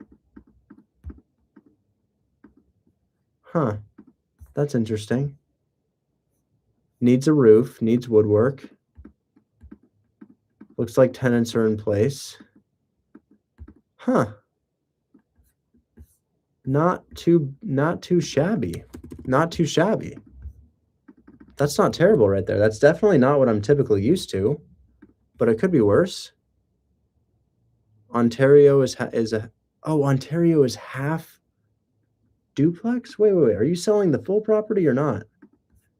Single brick bungalow. Oh my God. You're not selling a duplex. You're selling half the property. Get out of here with that. Unreal. No. Okay, 70K. This is a price point I actually really like.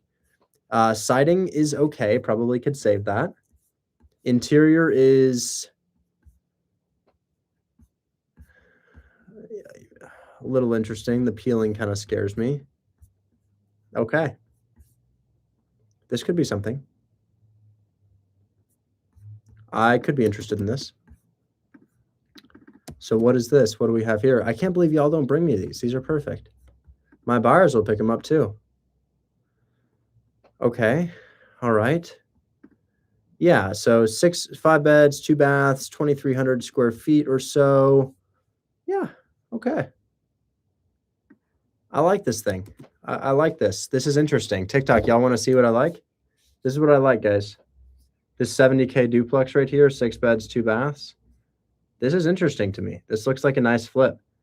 It's kind of gross on the inside. My biggest concern are these marks that we see in the wall. I hope that it's not like bulging out or something, but even if it were, that probably wouldn't be the end of the world. Yeah, this thing could be way worse, honestly. That's not that bad at all. So I actually kind of like that. I'm sure Instagram would like to see.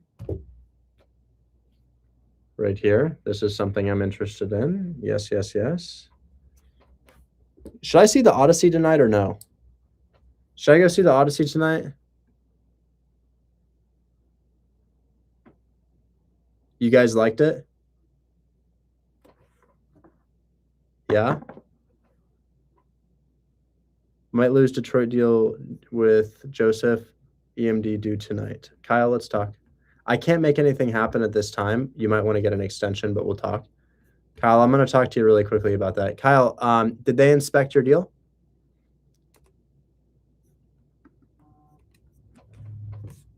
Has to be IMAX. Sue, text me, will you? Kyle, you're muted. Can you hear me? Hey. Yeah, they inspected the property yesterday. Did they like it? They liked it. He wanted me to negotiate a little bit more off, and I tried to. He took $1,000 off, but I kind of just need an answer. Like, I don't mind submitting EMD. I just want to make sure that he's good with the deal. Well, they probably want a 5% concession. I would, if you're so, because that's what happened on mine. You heard my duplex negotiation just a second ago. Mm-hmm. They probably want a 5% concession. A concession is different than money off the purchase price. Keep the purchase price the same. Say, hey, after we walked the property, we found some issues. We probably are requesting a 5% concession. If you say yes to that, we can submit EMD. And if they say yes, I'd submit EMD. Does that make sense? Okay. Yeah. That's what I would do. That's how my duplex went. So if they want to buy tonight, I haven't heard back from their team. Do I just submit an EMD for them? No. Don't risk your money like that, dude. What I would do is this is so standard because it's, you know, the inspection time is not that firm. I know they want it to be super firm, but it's not that firm. You know, shit comes up, things are slow. That's just kind of how it goes. So what I would say is this, call them and say, hey, after walking the property, there's some issues that we have to address. And we're requesting a 5% concession to address the issues. If this is acceptable, we're happy to submit EMD by tomorrow. And then I'll talk to Joseph and see if that works. And if so, they'll submit EMD for you. But that's how I would handle it. But dude, almost every single deal has an extension on the inspection or an extension of some kind. It's just sort of how these go, you know? So we did do just one extension. We were supposed to walk it. I locked it down on the 14th. And I think we had till the 21st and we didn't walk it. So I got them one more day so we can inspect it yesterday. And did they? Yeah, they inspected it and he just wanted me to negotiate a little bit to get that trash removed off of the property. Well, if they're willing to say, so we can't submit EMD until we know the seller's answer on that. So then I went back. I had the deal at 55. I told them if we can do it at 50. They told me bottom line 54 or else supposedly they have another offer. Okay, I'll call and I'll ask. What's the street address on it? I sent you. It's 46 Pacific 24 Pacific. Yep. Calling.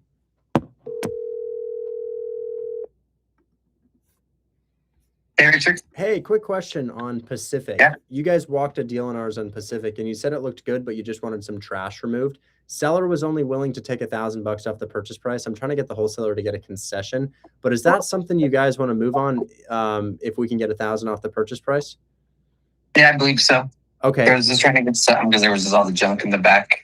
Okay. The wholesaler is prepared to submit EMD, but the last thing I want to have happen is he submits it and you guys are like, hey, we need to inspect the property again. And he's like, but man, I just submitted EMD and you said it was right. Good.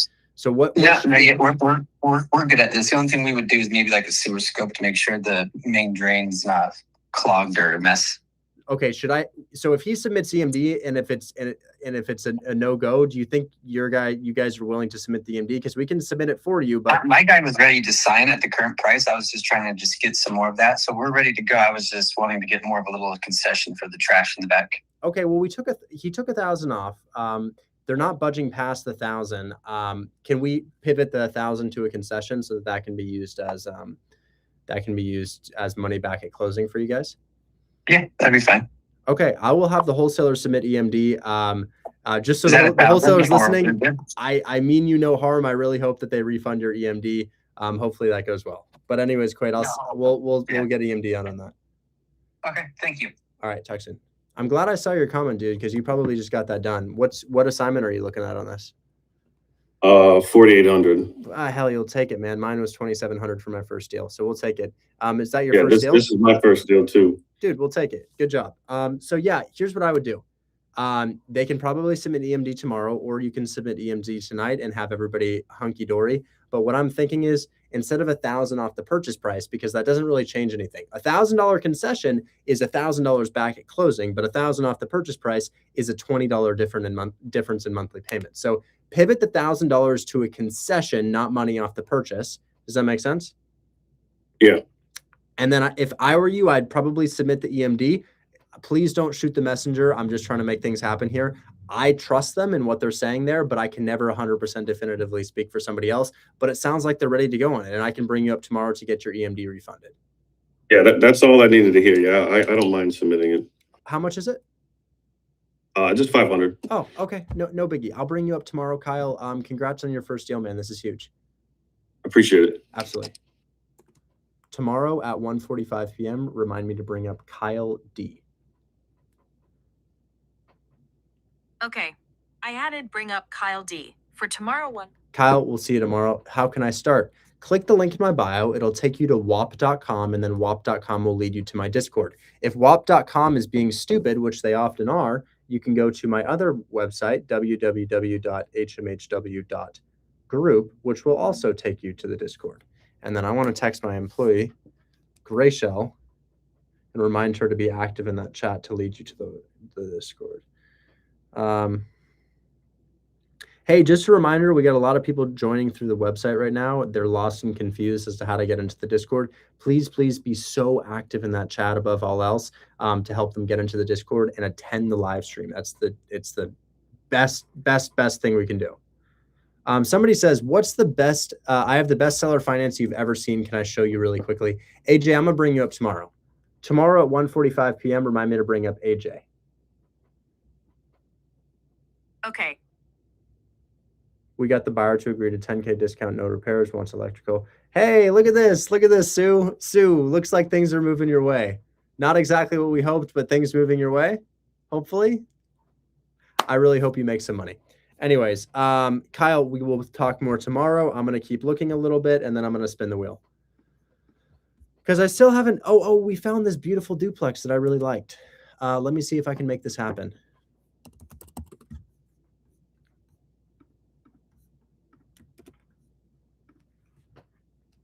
www.hmhw.group. That's www.hmhw.group. I find my leads on Zillow. Good evening, this is Guy. Hey, Guy, my name's Richard. I'm flipping 3 of your neighbors' houses next to Puritan Street. That duplex that you have available, is that thing still available? It is, yeah. I'm pretty interested in this. Usually my process is just to send my contractor, he estimates rehab, and then I make you an offer, no inspection, non-refundable earnest money day one. I can usually close in about 20 to 30 days. What's the best way to get my contractor in? Should I bring another realtor? Can you meet us at the property? What do you think? I can meet you, but I need a 24-hour notice because 3-6, they're actually both occupied. Oh, they're both occupied. They are. You have to buy both of them at the same time. What do you mean buy both of them at the same time? Isn't it just one duplex, or is there another one? No, 369 is one duplex, and 371 is one right next door. Oh, I might be open to something like that. 369 and 371. I only see photos of the mint colored one. So is there a way for me to see photos of the one next door? It should be listed too. I made sure both of them were active today. Oh, interesting. I'm on Zillow right now, and I only see Puritan Street. Now, are they on the same parcel? Is that why they have to be sold together? No, they're not on the same parcel. Separate parcels, same owner. The owner lives in 371, and there's 2 tenants in 369. Okay, I'm on the street view. I see a photo of the one next to it. It does look kind of very distressed. Like it's missing the deck. There's all kinds of brickwork issues with it. The other one looks like more of a cosmetic rehab, which is why I was. Yeah, the brick one, that's not it. That's the wrong one. Oh, it's the one next to it. Oh, I see. It's the white one. Yeah, the white one and the green one. Oh, right. nice. That looks like a newer roof. Is that roof not too old? 4 years old. Yeah, nice. Okay, yeah, I might be open to something like that. I think I could accomplish that here. Now you're saying the seller's only deal that they're willing to do is if I buy both of them together. I can't just buy one of them. You cannot. Interesting. Okay. I could be a buyer for that. For her next property. Okay. Now I guess I'll ask this. The tenants, I need to renovate. Are they staying past the close of escrow, or can we give them 30 days notice? No, she's not doing that either. You know, they're month-to-month tenants. You have to buy them with the tenants in there. They are paying, the rents are extremely low.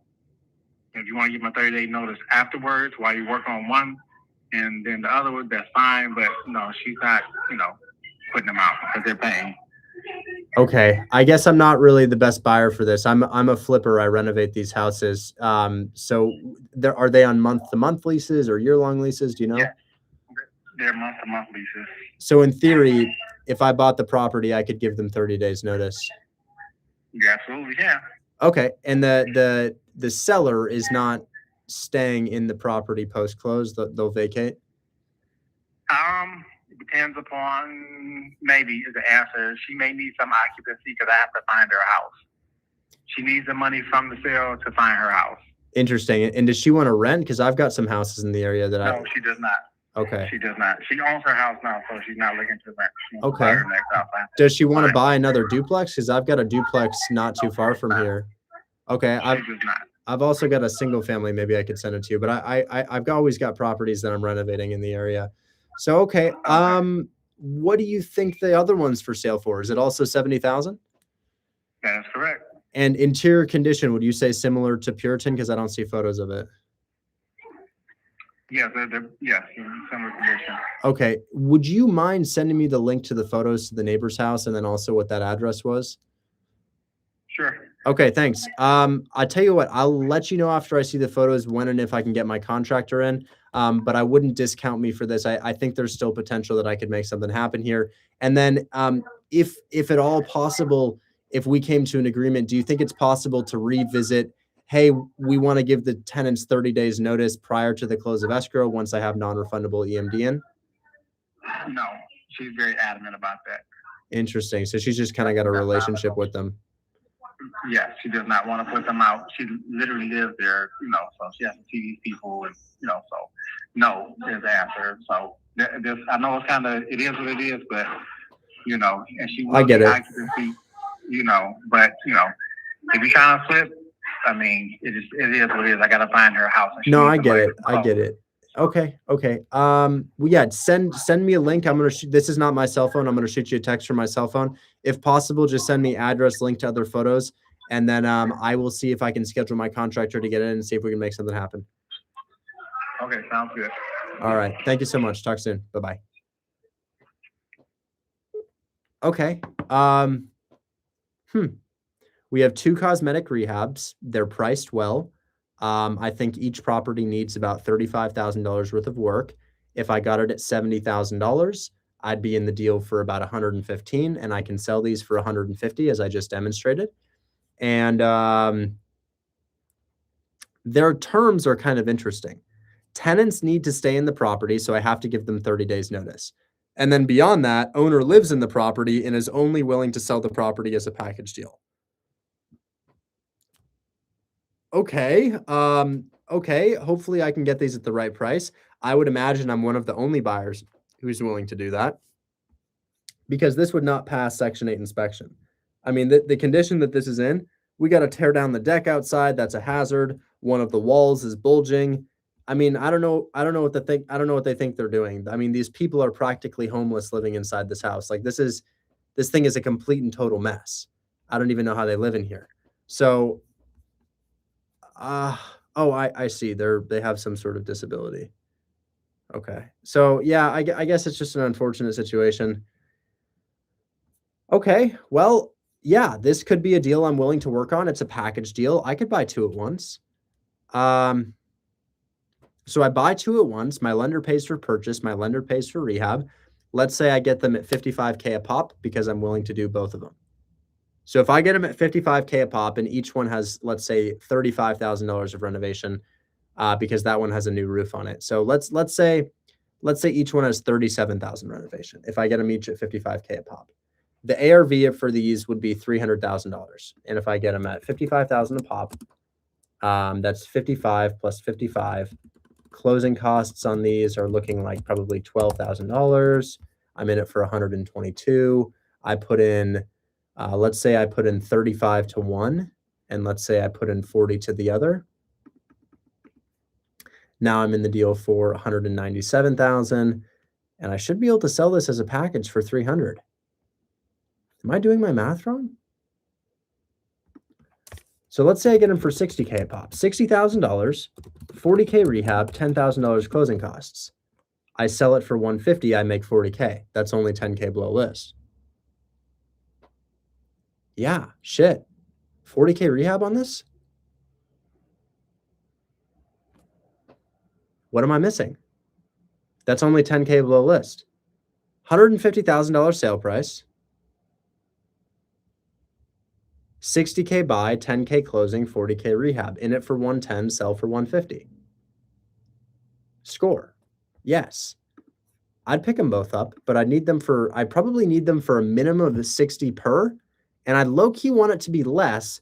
And the reason I want it to be less, or at least the seller to give me a concession, how do you know 140K sales price? Great question. I just sold my duplex in almost the same zip code for $152,000, and a multifamily sale price is not based off of 100% what the comps are going. The appraisal is based off of the comps, but the buyer's buy price is based off of the cash on cash return. The cash on cash return hits 20% at $150,000. That's how I know.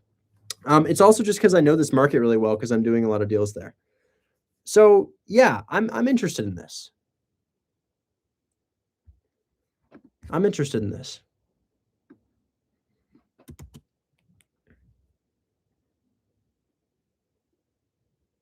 Hey guy. I'd buy both.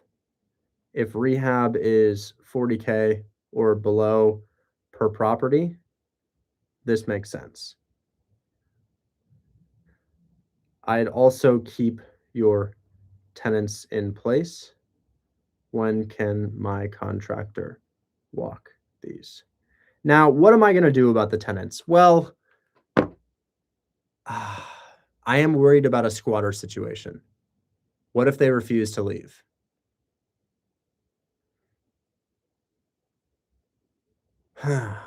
Does anybody know what I should do about that? You know how I typically handle squatters, right? I have a really good procedure for squatters. My procedure for squatters is pretty basic. What I do is I have another tenant.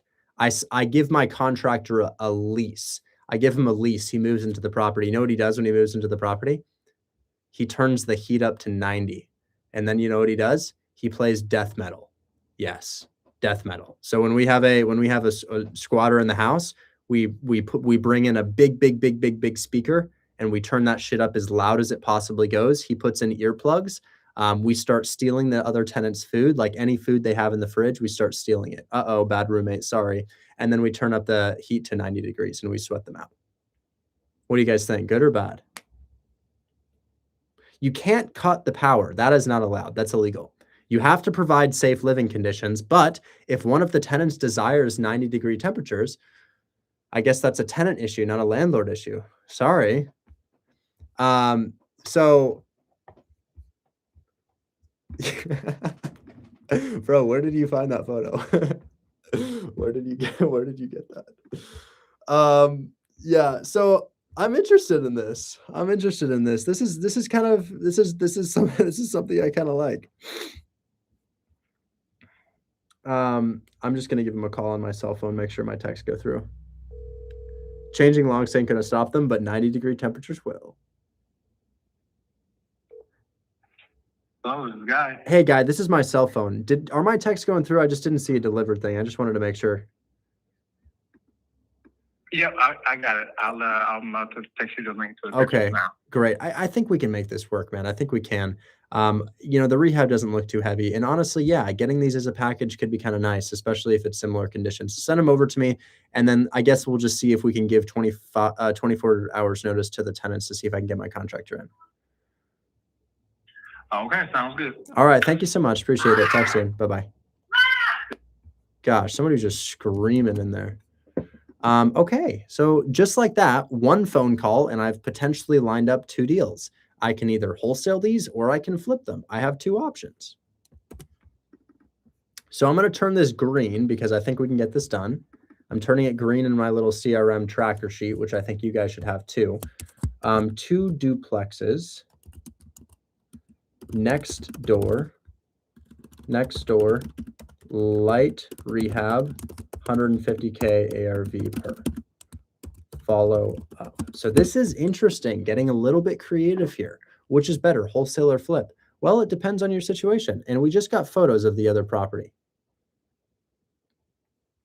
Address on that. Now I'm going to do a giveaway. I'll do a giveaway. We'll give away a bidet or maybe some other fun stuff.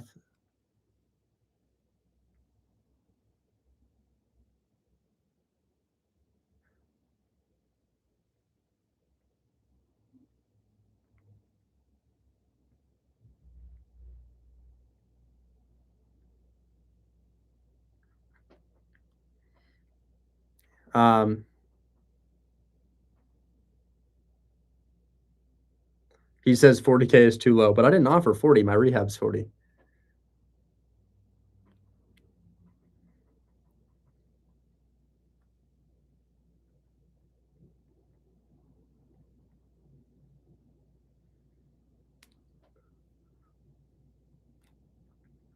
Okay.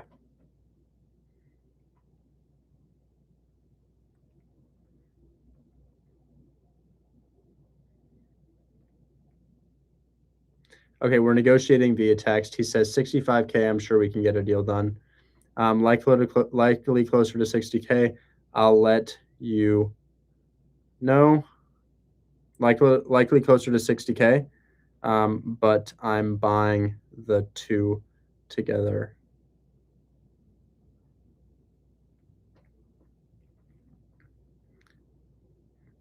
No inspection, non-refundable.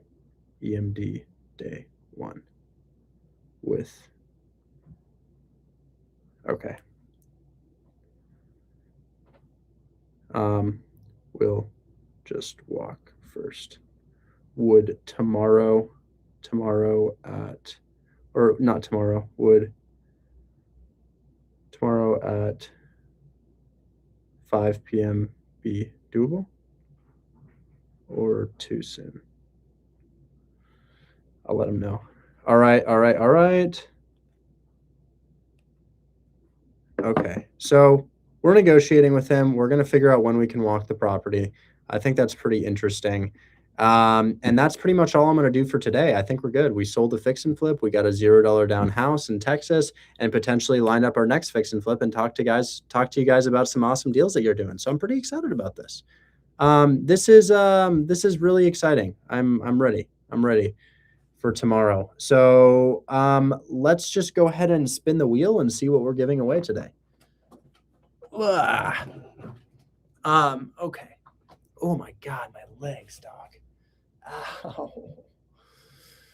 Dude, I'm cutting right now and everything is starting to take shape. I'm so excited.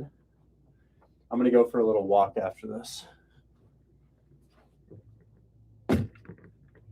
Okay, here's my wheel, guys. Let's give it a spin. What is my wheel going to land on? Spin to win.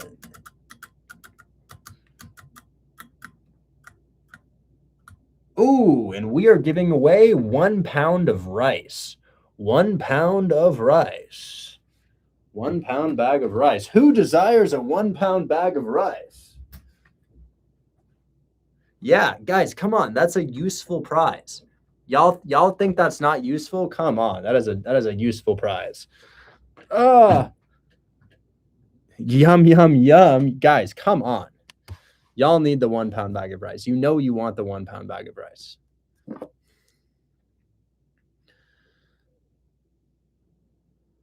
Okay, so what I'm going to do now is I'm going to go ahead and do another clip called Agent Interesting Situation. Interesting situation, second call after. And then also we'll go ahead and clip this.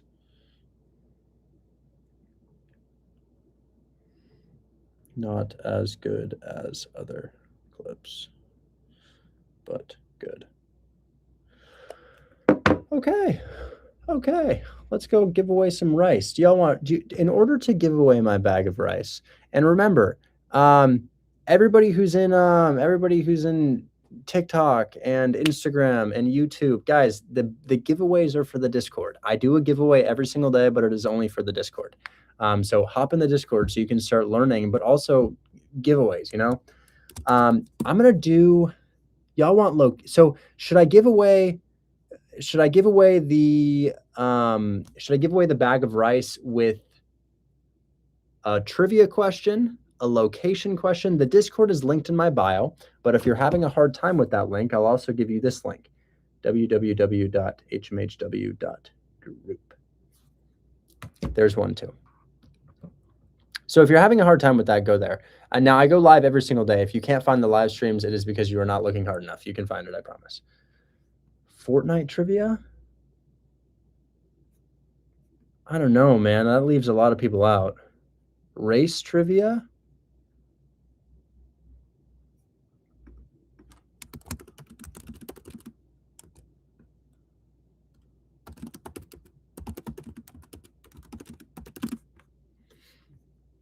What kind of trivia should we do today?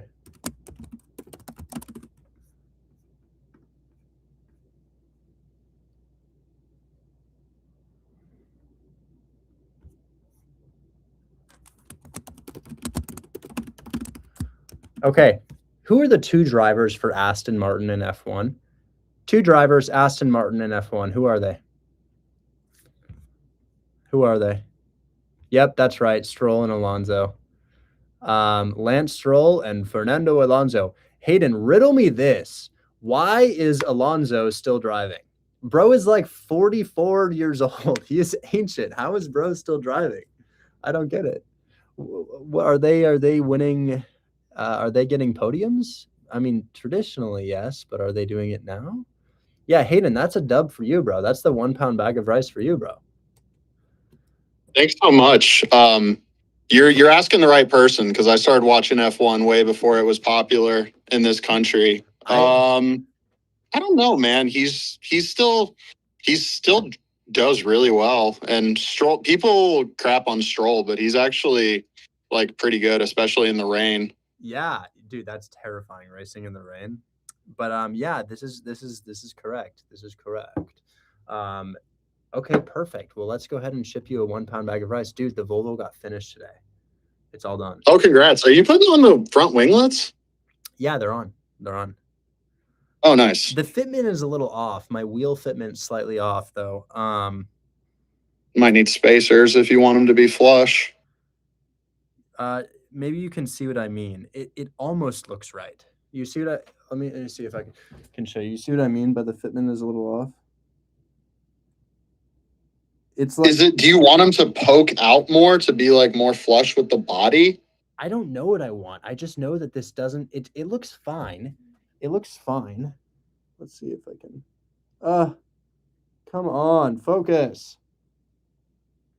You see it? Yeah, I don't know. I think that looks okay just from what I'm looking at. The front one looks good. Front fitment looks really nice. I don't know if that'll load. There we go. Yeah. Yeah, just if you want the wheel to poke out to be more flush, you just do like a few millimeter spacer on the back. Yeah, I might need something like that. But dude, yeah, the winglets are on too. I don't know if that's showing, but Yay, those look so good. Dude, everything's painted. Everything. I got rid of the black. It's all flush now. But yeah, I'm about What I was wondering, what was with that strip for the side skirts? Did your body shop have to add that? I've never seen that before. This strip on the side skirts was part of the original bodywork of the car. The 2004 model had the black strips, whereas the 05 models don't have them. Oh, okay. Yeah, but let me see if I have your address so we can ship you some rice. You don't. I'll send. Yeah. What are we thinking? Are we thinking basmati, jasmine? Do we have a unique type that we'd like? Uh-oh, I lost you. Pam said flame and fire. That's right. Can you hear me? Yeah, I don't know why it just randomly kicks people off. I prefer jasmine. I'm actually making jasmine fried rice with chicken tonight. All right. Well, you're getting a 1 pound bag. Cool. Let me find your. There you are. Oh, 1 pound is kind of small. Let's do more than 1 pound. I'm gonna get you 2 pounds. Thanks. Oh, cool. 10 pounds, only $20. Oh, 2 pound is pretty big. There we go. This is a pretty big bag right here. I like that bag. Okay. Buy now. Damn, it's so incredibly cheap. I feel like we can do better by you. Should I get you? I mean, would you be opposed to 20 pounds? No. I usually just buy 5 pound bags at a time, but I didn't realize how small. Okay, we'll do a little bit of a middle ground. We're gonna get you the 10 pound bag. Okay. I had no idea that 1 pound was so small. It's not very much. Okay. Buy now. Yeah, guys, we're upgrading the thing on the. It's actually 10 pound bag now. We're getting you 10 pounds. 1 pound is very small. Okay, so add a new address. I'm not sharing my screen, right?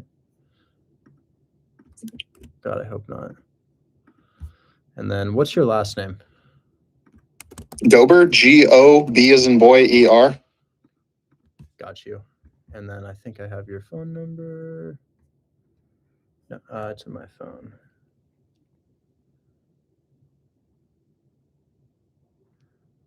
Boom.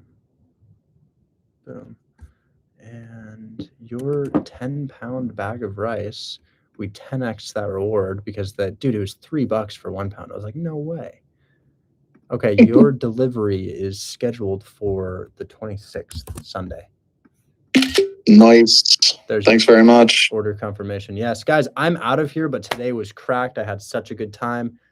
Somebody says, check, it's a scam. The last thing I'll do before we leave is we will leak an address that closed today. Here we go.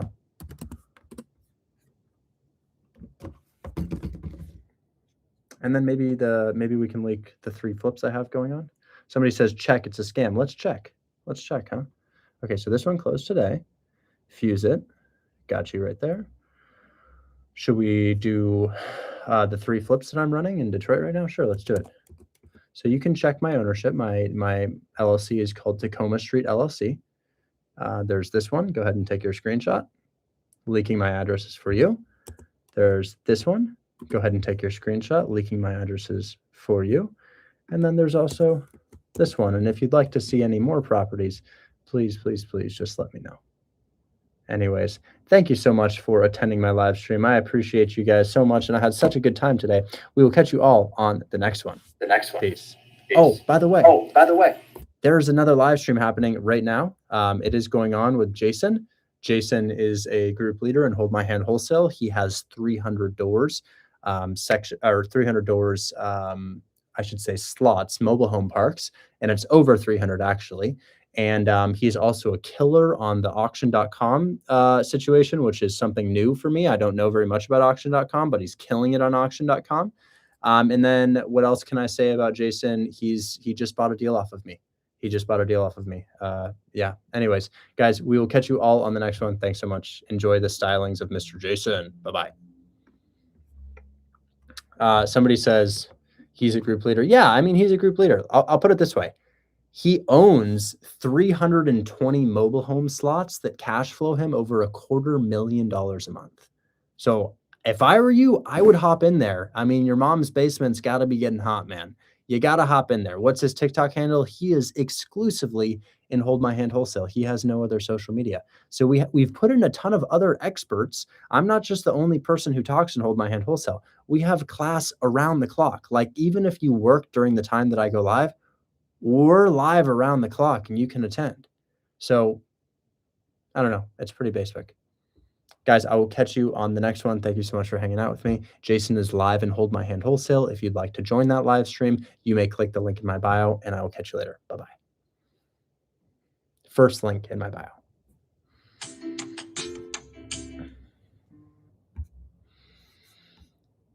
YouTube, thanks for watching. I appreciate you. I hope you liked the new angle, and we'll catch you later. Bye-bye.